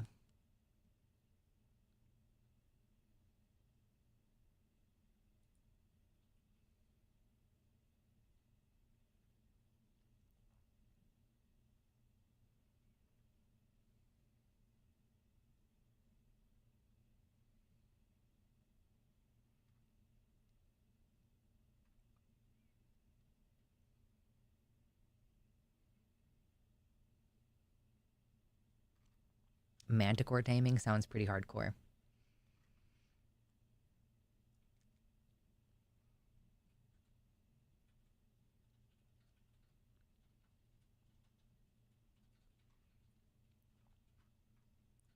I'm just kind of working my way through this lozenge so that hopefully my voice will stop hurting.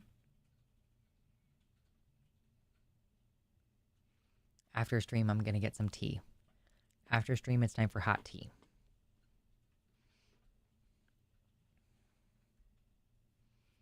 Man, I was going to do this, like, at least one of my Trans 101 topics, but I don't know. Oh my god, can we get to 69 likes at least today? We're so close. I love it when people see my dragon chair and they're like, oh my god, your dragon chair. And I'm like, yeah, I know. I stole the idea from someone else. Healthcare from Costco is such a dystopian phrase. I mean, they have a pharmacy in there. Kind of like how CVS has locations in Targets. Costco has always had to let anyone use their pharmacy policy. Yes.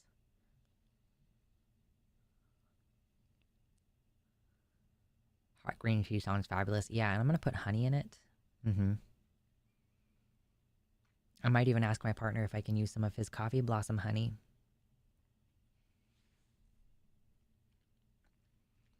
Y'all are the real ones. I appreciate that you've been here letting me talk about dragons and TV shows and stupid shit the whole time. It's great. I love that. It's not great for the channel, but listen. We're gonna buckle down on this Last of Us. You have to help, though, okay? If I start posting video essays, here's the thing. How many of you are in the Discord server? Because I just added a function in the Discord server where you can get an additional role to get pinged when I upload videos. Because I'm going to start posting in the Discord server when I upload a video, and then I'll have a special ping, and that way you can go and watch it and immediately like and share it to try to help get the videos like up and running, because I'm worried that as I start this video essay arc that my videos are not going to get very many views, and then they won't go out to a general audience. Like, if my viewers subscribed for trans bullshit and then I post a video essay about The Last of Us, my viewers are not going to watch it, and YouTube is not going to try to find the audience who would watch The Last of Us video. So I'm really worried that it's just going to, like, destroy the channel, basically.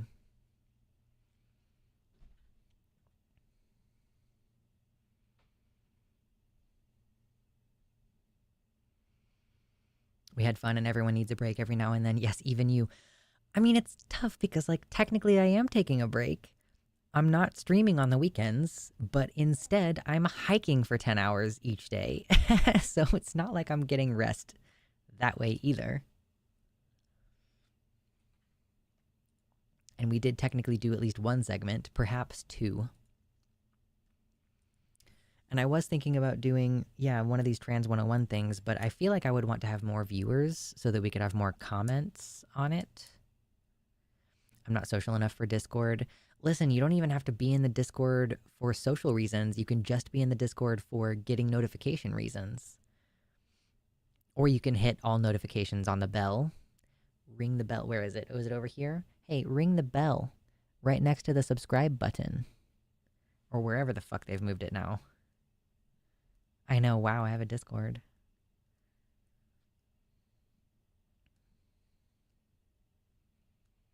My favorite video essayists are the leftist cooks from out of Ireland.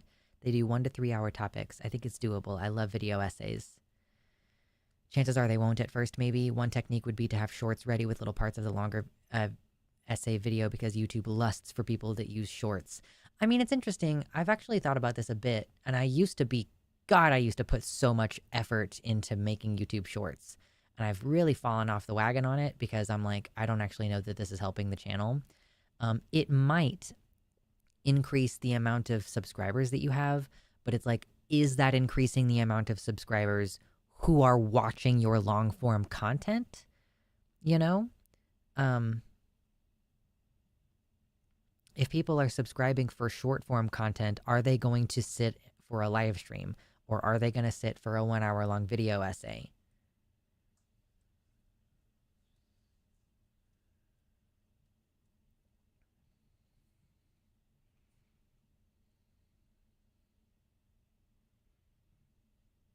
Short as trailer method. Yeah. If I have like, yeah, little segments and like if I'm able to use footage from the show, maybe that will increase people who are like, oh wait, that's a really interesting idea. Let me click through. I think that one of the things too is that you can't hold on, shush.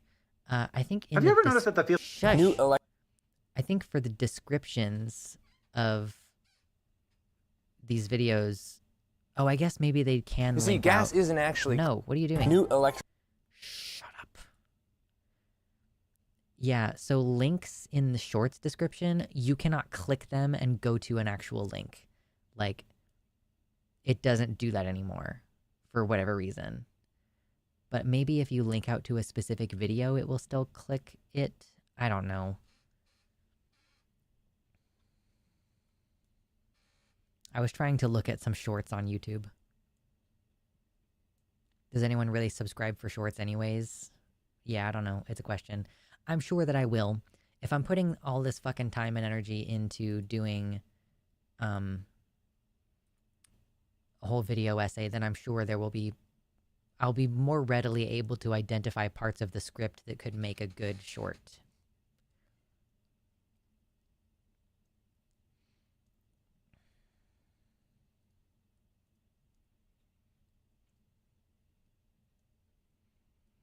Pirate software gets 2 to 5 million hits on a short, then 100k to 200k views on any video over 5 minutes. He was mostly made famous from the shorts and is now literally the YouTube shorts guy whenever he leaves the house. Shorts are not perfect, like he streams 60-ish hours a week. Yeah, Jesus. Yeah, YouTube does have serious TikTok envy. He just randomly exploded in November last year. I wish YouTube still did email notifications. Yeah.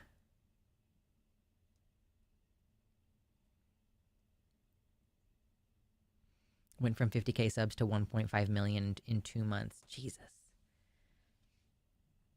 I don't know that I want to be at 1.5 million. I think if I ever made it to 100,000, I would probably be pretty happy with that. And that even feels like a wildly unattainable goal. But then again, I've been working in a very niche part of YouTube, which is the politics entertainment part of YouTube, whereas I could potentially break out into a more general audience. The problem is when I break out into a more general audience, people are going to be like, what's wrong with your voice? So there is always that to look forward to.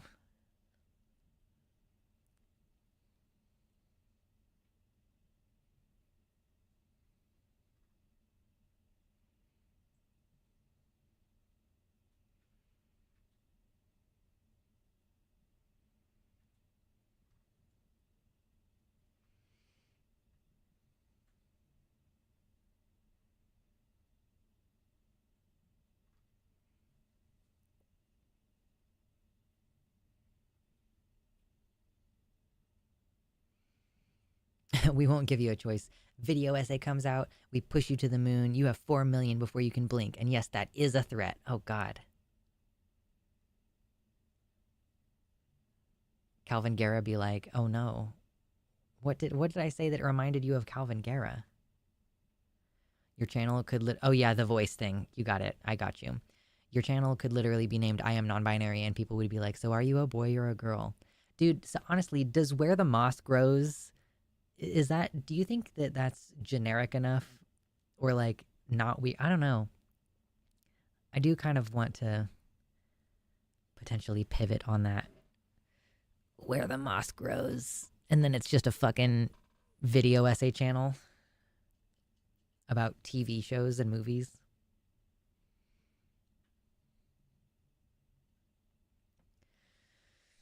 Yeah. People seem really confused by the non-binaries. Are you a boy non-binary or a girl non-binary? I'm a femboy non-binary. Where the Moss Grows sounds cozy, like a place of conversation. Where the Moss Grows sounds like a nature channel. Yeah, see, that's the problem. It does sound like it would be a nature channel. Should I rename One Oasis Left? and have it be Where the Moss Grows instead. Because One Oasis Left is a name that is tied in with the politics of like being a leftist. And I don't know if I want to incorporate that, but I still like the name One Oasis Left. And it ties into the whole like climate change bullshit. What is under my nail?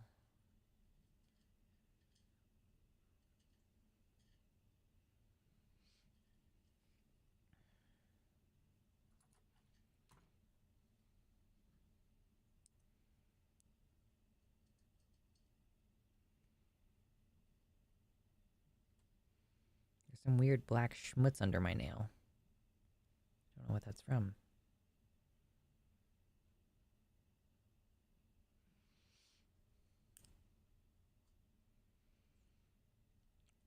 Are you a boy or a girl? Moss. But do you... Moss. One Oasis Left is a good name for homesteading content. Yeah, I agree.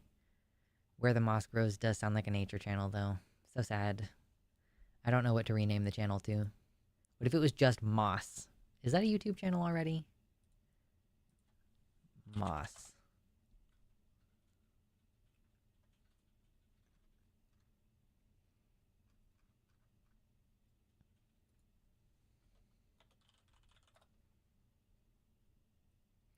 Baby enjoyed the first 2 hours of stream so much, they have been sleeping like a rock listening to you for an hour and a half. I love the idea of, like, meeting Baby, who has been listening to my streams, and they're just, like, zonked out immediately. Hilarious. There's a channel called Moss Channel.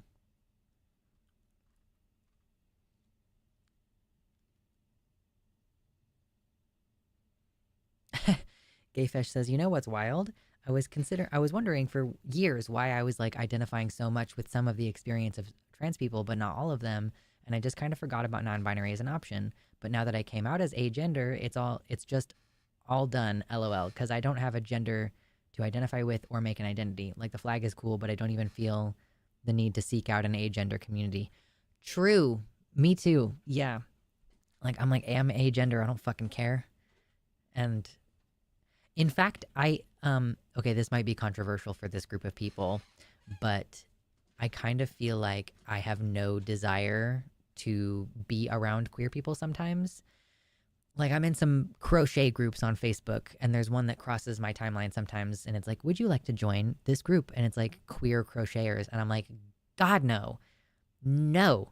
I would rather be in a generic crochet group that happens to have queer people in it. I don't know. It's like, trans and queer people have a lot of baggage. And that's not necessarily our fault, but I'm like, oh my God. And so many of them are, obviously so many of them tend toward like, I can't find the right words for this. Like you can say the woke scold, the SJW, the too cutes, or whatever. Like, I don't know. Ugh. It just doesn't feel like a very adult community online, weirdly. If you go with Where the Moss Grows, you'll be obligated to make an essay on the Rolling Stones. Oh no. What about chatting with Moss? I don't know. That's still sort of, I don't know. That's not quite right, but thank you for the suggestion.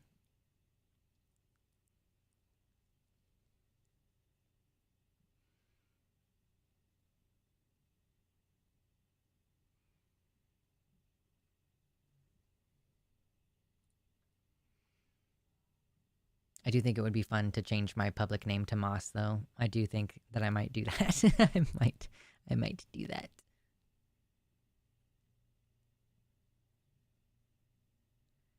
Tea of Moss?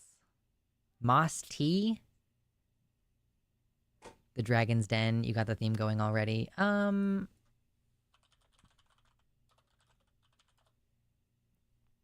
Dragon's Den is a channel already.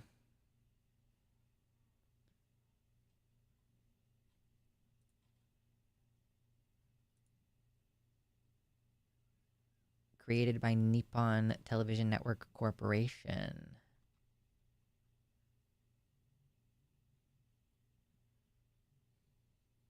Are you a dragon parade non-binary, or are you a frog and mushroom non-binary? Frog and mushroom! Look at this. Hold on. I haven't showed these off to you the entire stream. I'm going to show them to you now. You like tea, you like moss might be a channel name. You know, I've only recently gotten into tea. But it's fine. I like it enough. Okay, look at this.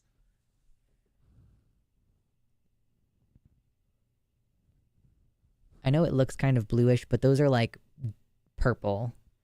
They're like deep purple. I'm making these as favors for my Renaissance Festival friends. And they're very time consuming, and I need to make like 50 of them. And that's like 10. So yes, I am a 100% a frog and mushroom non-binary. Thank you. This is one that I made a long time ago.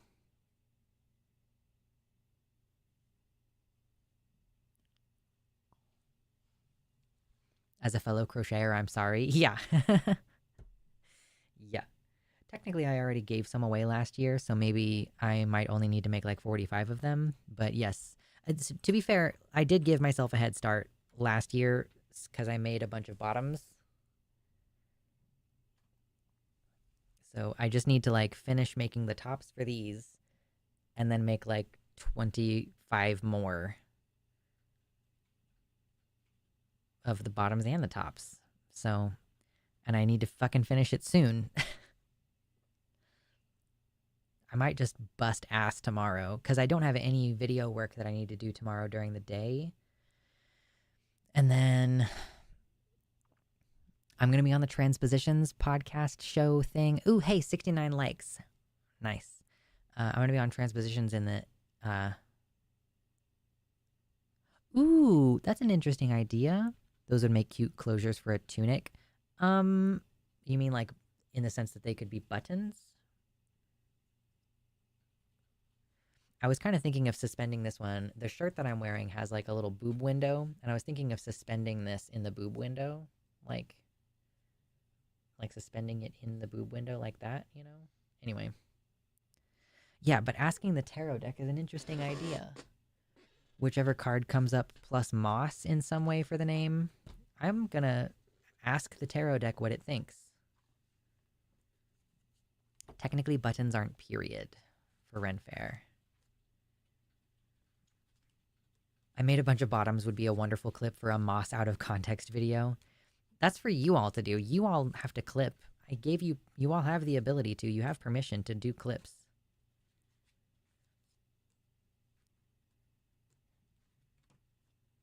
Death moss, true.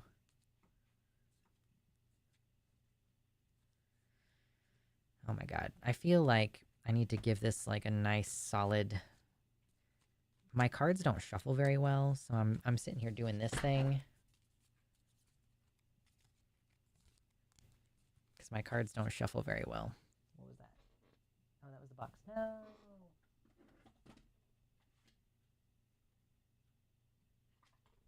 Okay, I fixed it. Maybe I'll draw 4 and give myself some options. Okay, so the first one is the page of coins in the upright position. The 8 of coins in the reverse position. See, this is not helpful so far. The 6 of coins in the reverse position. Why are you trying to tell me about my material conditions right now? Why? I can't remember what any of those cards mean specifically, but that they all have to do with your material conditions. Why are you telling me this? Channel name, I'm Moss. Every video opening, hi, I'm Moss. True. The Knight of Swords. Okay, that's something in the upright position. Coins. Yeah, I know. Why did you just give me 3 coins? Okay, no, listen, I need to read this now. I need to know what this is. What is she saying to me? What is this deck saying to me right now? Coins, coins, coins, coins, coins. Page of Coins. The Page of Coins is eager to explore new creative or professional opportunities. There is money to be made, and you are excited to participate in this environment. This card signifies that you are inexperienced, but you show a great deal of potential. There is strong enthusiasm to learn all tricks of the trade. True. 8 of Coins in the reverse position. The 8 of Coins might mean you are feeling restless and professionally stagnated. You have more to offer, and you are willing to put in the work. Unfortunately, the right opportunity is not currently aligned with your desire to move up. The work that you do to further your development seems tedious and unsatisfying. God, shut up. Why? Okay, 6 of Coins inverted. This card warns of empty charity masquerading as kindness. Your generosity is motivated by an expectation of gratitude, which it does not often yield. As a result, you find yourself retreating into a miserly place. You feel like your goodwill and generosity have been wasted. You would like your words to yield treasures, but everything you say rings like the hollow croak of a toad. Okay, I don't know what you're trying to say there. Swords. The Knight? Yeah, the Knight of Swords. The Knight of Swords is a proactive and curious individual. He is opinionated, but also a clear and intentional communicator. Though inflexible in your arguments unless provided with new information, you value the truth over your pride. You check your sources and interrogate your findings with consistency. This is the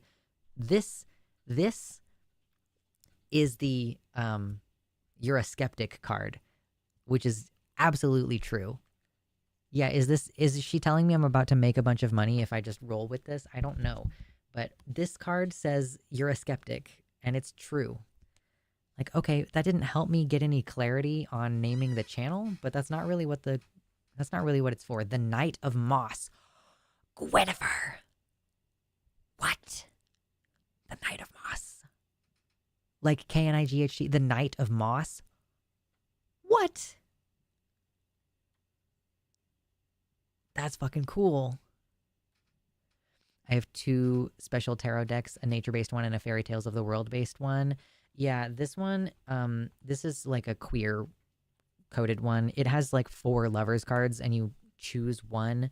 The lovers card that I have chosen is a cool-looking one.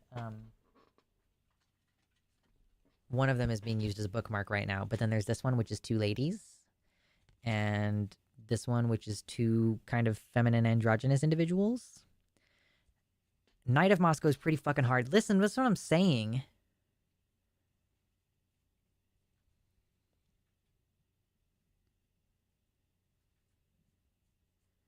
And then the one that's 2 men, I'm using it as a bookmark right now.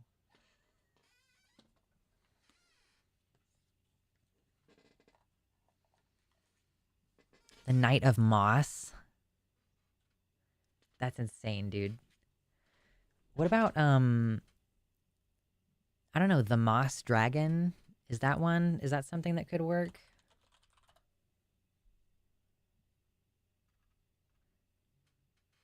I don't think that that's a channel name already.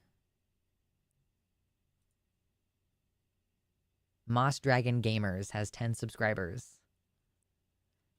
Moss Dragon 95. Okay, so Moss Dragon is already a concept people have gone with. The Knight of Moss. Dude.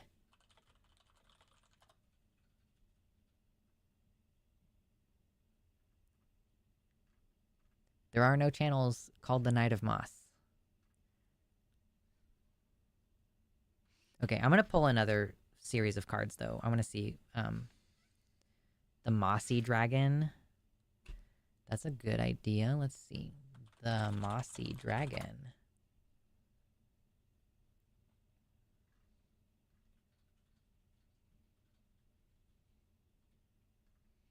I don't know. I don't like that one quite as much. It's a good one, though. Lux chat has dubbed thee the Knight of Moss. Lightly touches each shoulder with a green mossy sword. True. Imagining a suit of armor, but moss. Listen. Okay, listen.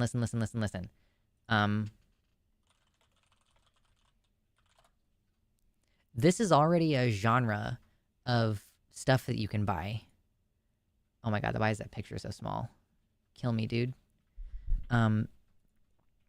Let's try moss armor. Like, this is already stuff that you can buy on Etsy. You can get like moss pauldrons and stuff. Let me see if I can find one.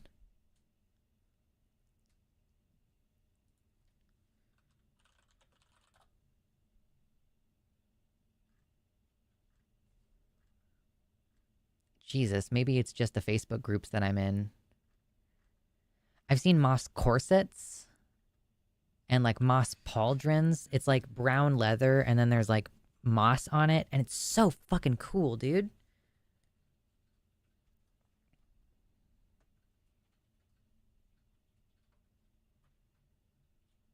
I like Moss Dragon. It sounds like Boss Dragon or Moss Knight. Moss Dragon ought to be the co-op name, obviously. Okay.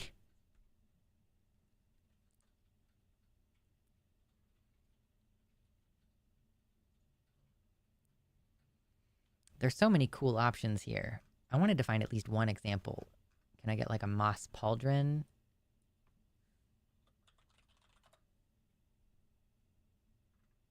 Not a cauldron. Do you think I can't spell? How about moss corset? I'm in some Facebook groups that honestly have cooler shit than I'm finding in this Etsy search right now.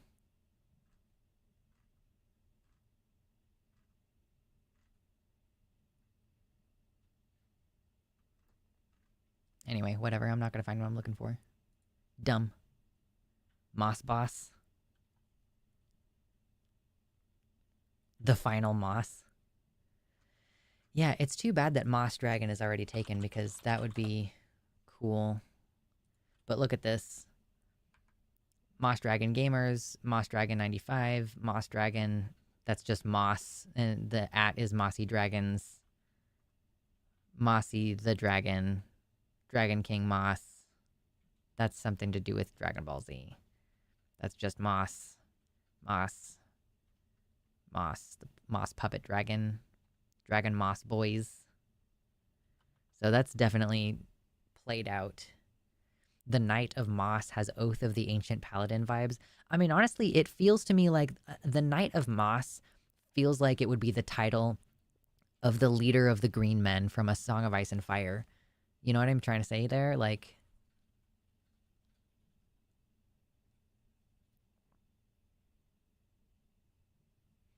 but the Knight of Moss also has fucking nothing to do with the video essays. It does sound like I'm about to talk about fantasy shit, but hey, listen, if that opens me up to being able to talk about A Song of Ice and Fire, then holy fucking shit. I'm gonna take that opportunity. Yeah, Big Moss. Y'all are enjoying turning this into a D&D thing. I'm trying to shuffle even though my cards don't shuffle very well. They're not cut evenly, which is annoying. Or Moss the Knight would be a hedge knight. Moss the Knight. I'm taking votes. Do we like the Knight of Moss or Moss the Knight? Do we have a strong preference for those two?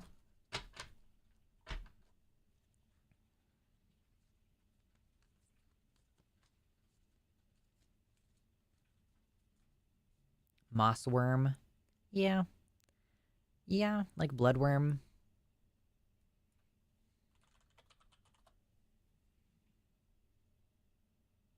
There are no channels called Mossworm.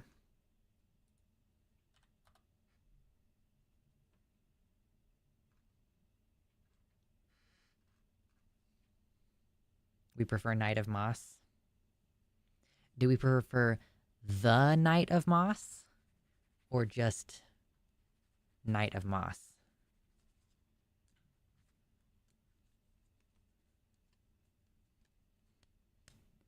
A Knight in the Moss? Or a Knight in the Moss? Yeah? Okay, we got the One of Swords in the reverse position. Oh my god, we got the Page of Swords in the reverse position. We've got the 10 of Chalices in the reverse position. We've got the 9 of Wands in the reverse position. Okay, none of this is helpful to me.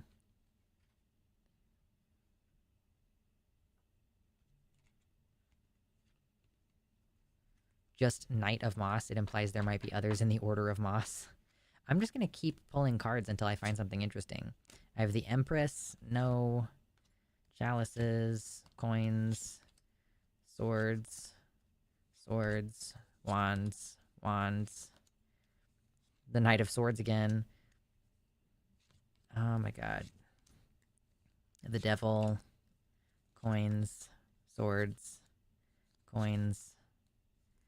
The High Priestess. Wands. Chalices. Chalices. Coins. Chalices. Oh my god. Did all of my face cards just get smushed together? Thank you, Zypation, for the gifted tier 1 sub to long name Lay the Pirate. Enjoy your green name and your dicks, Lay the Pirate. Thank you, Zypation. Appreciate you. We got $27 today.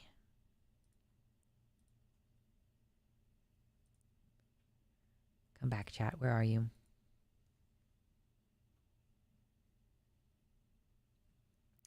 If you do end up using Moss as a name, Knight of Moss might sound a little unsure how to explain it properly. Knight of yourself? Yeah?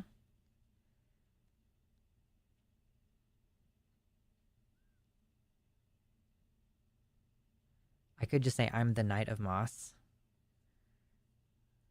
House Moss, exactly. The World. Wands. Wands. Swords. Coins. Coins. The Emperor. The Tower. The Tower of Moss. No. You don't need to put the, colons on there, Zypation. Wands. Chalices. Justice. Justice Moss? If Tarot, the World of Moss. The World of Moss. It's like, hey, welcome to my world. I'm Moss. You're in my place now. That's an interesting point. I do kind of like Moss Knight. I don't know. The knight thing doesn't really seem like it has anything to do with me as a person. I'm not really a knightly individual. At least I don't think of myself as such. Am I a knightly individual? Do I seem like a chivalry and defending the weak and the innocent? Chalices. Knight of Coins. The Magician. Coins. Coins. Wands. Fortitude.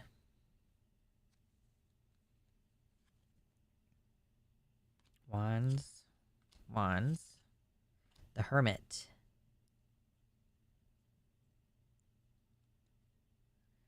Turn it around a bit. Instead of X of Moss, make it Mossy X. Yeah. I do. I have a knightly thing going on. The Lovers. This is my Lovers card, by the way. This is the one that I decided to use out of the 4 options.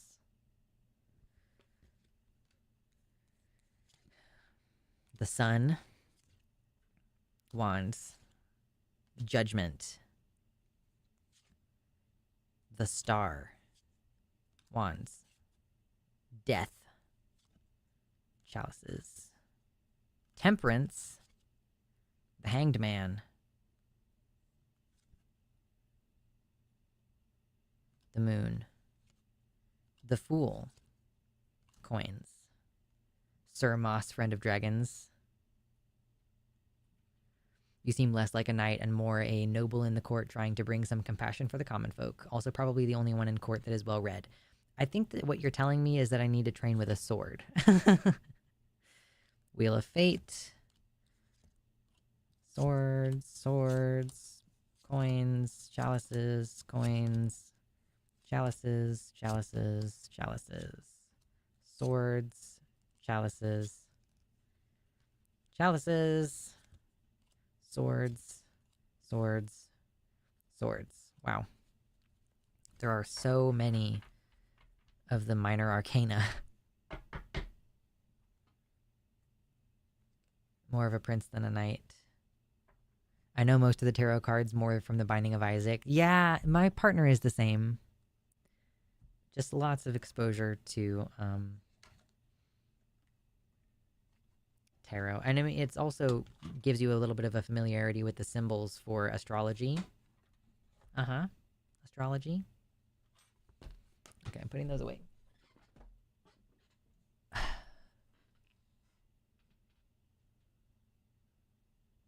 Yes, I just flipped through all of the cards because I wanted to know where all of my major arcana were. Hmm.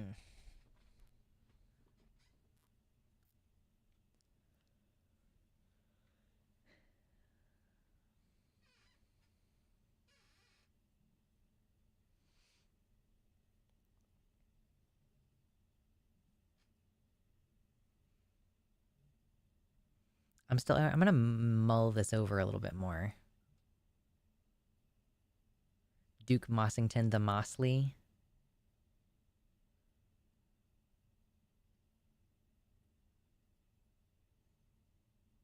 What if it's just the Knight Moss?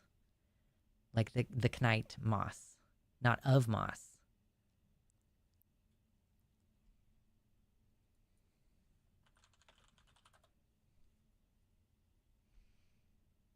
Moss Knight is a boss in Hollow Knight, apparently. Yeah, I'm gonna mold this over. Dragon Duke of Moss. Hamas. Ah ha ha ha. Funny. You're so funny. Ooh. My eyeballs. Dude, I'm gonna make a frozen pizza after this. Man, it's gonna be good.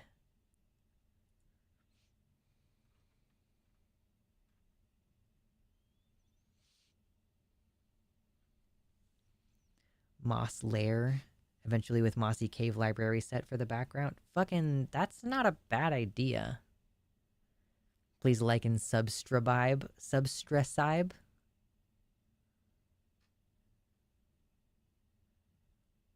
Moss Lair is not bad.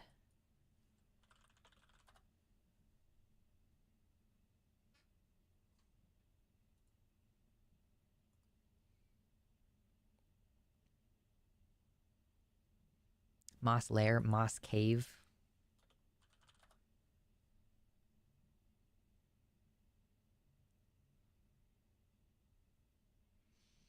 The Moss Sanctum.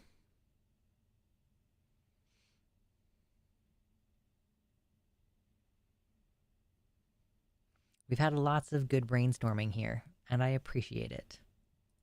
I don't feel satisfied yet, but I'm glad that we had a lot of cool ideas.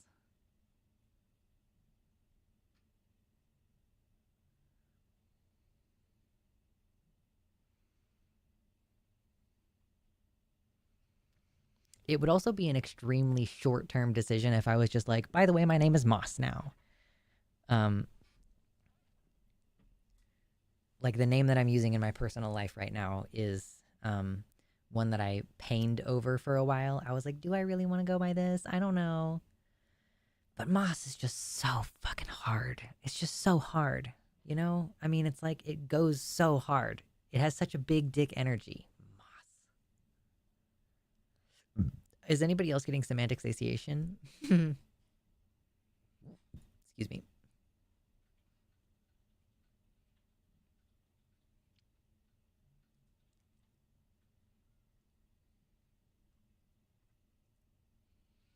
Meditate and sleep on it. Let the answer come to you. Yeah, I don't have to change it immediately. I'm going to have to make a video announcing the change, is the thing. I'm going to have to be like, hey, here's a little vlog thing. I'm changing the name of the channel. Fucking deal with it. The big Moss. I know. I know. Go with the big boss. Moss the boss.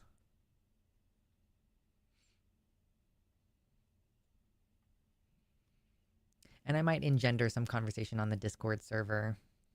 Or ask some of my friends, maybe.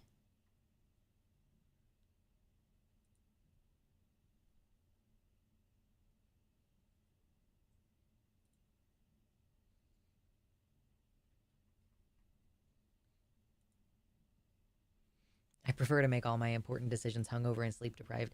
It's too bad that I'm not going to drink until like next week.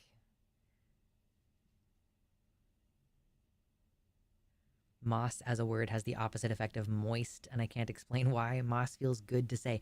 I know, it has like some, it has like some positive, it feels soft, you know? It feels like when you say moss, it's like you can feel the softness under your feet and like the muted tones of like walking through a mossy area, and like you can smell it. Like, oh man, it's so fucking good.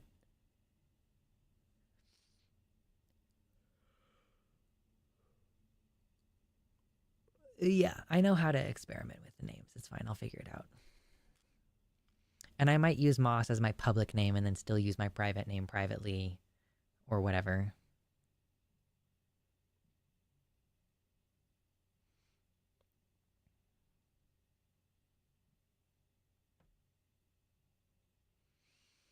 Well, anyway, thanks for giving me so many cool ideas, everybody. My throat really hurts, so I'm gonna go make myself some tea.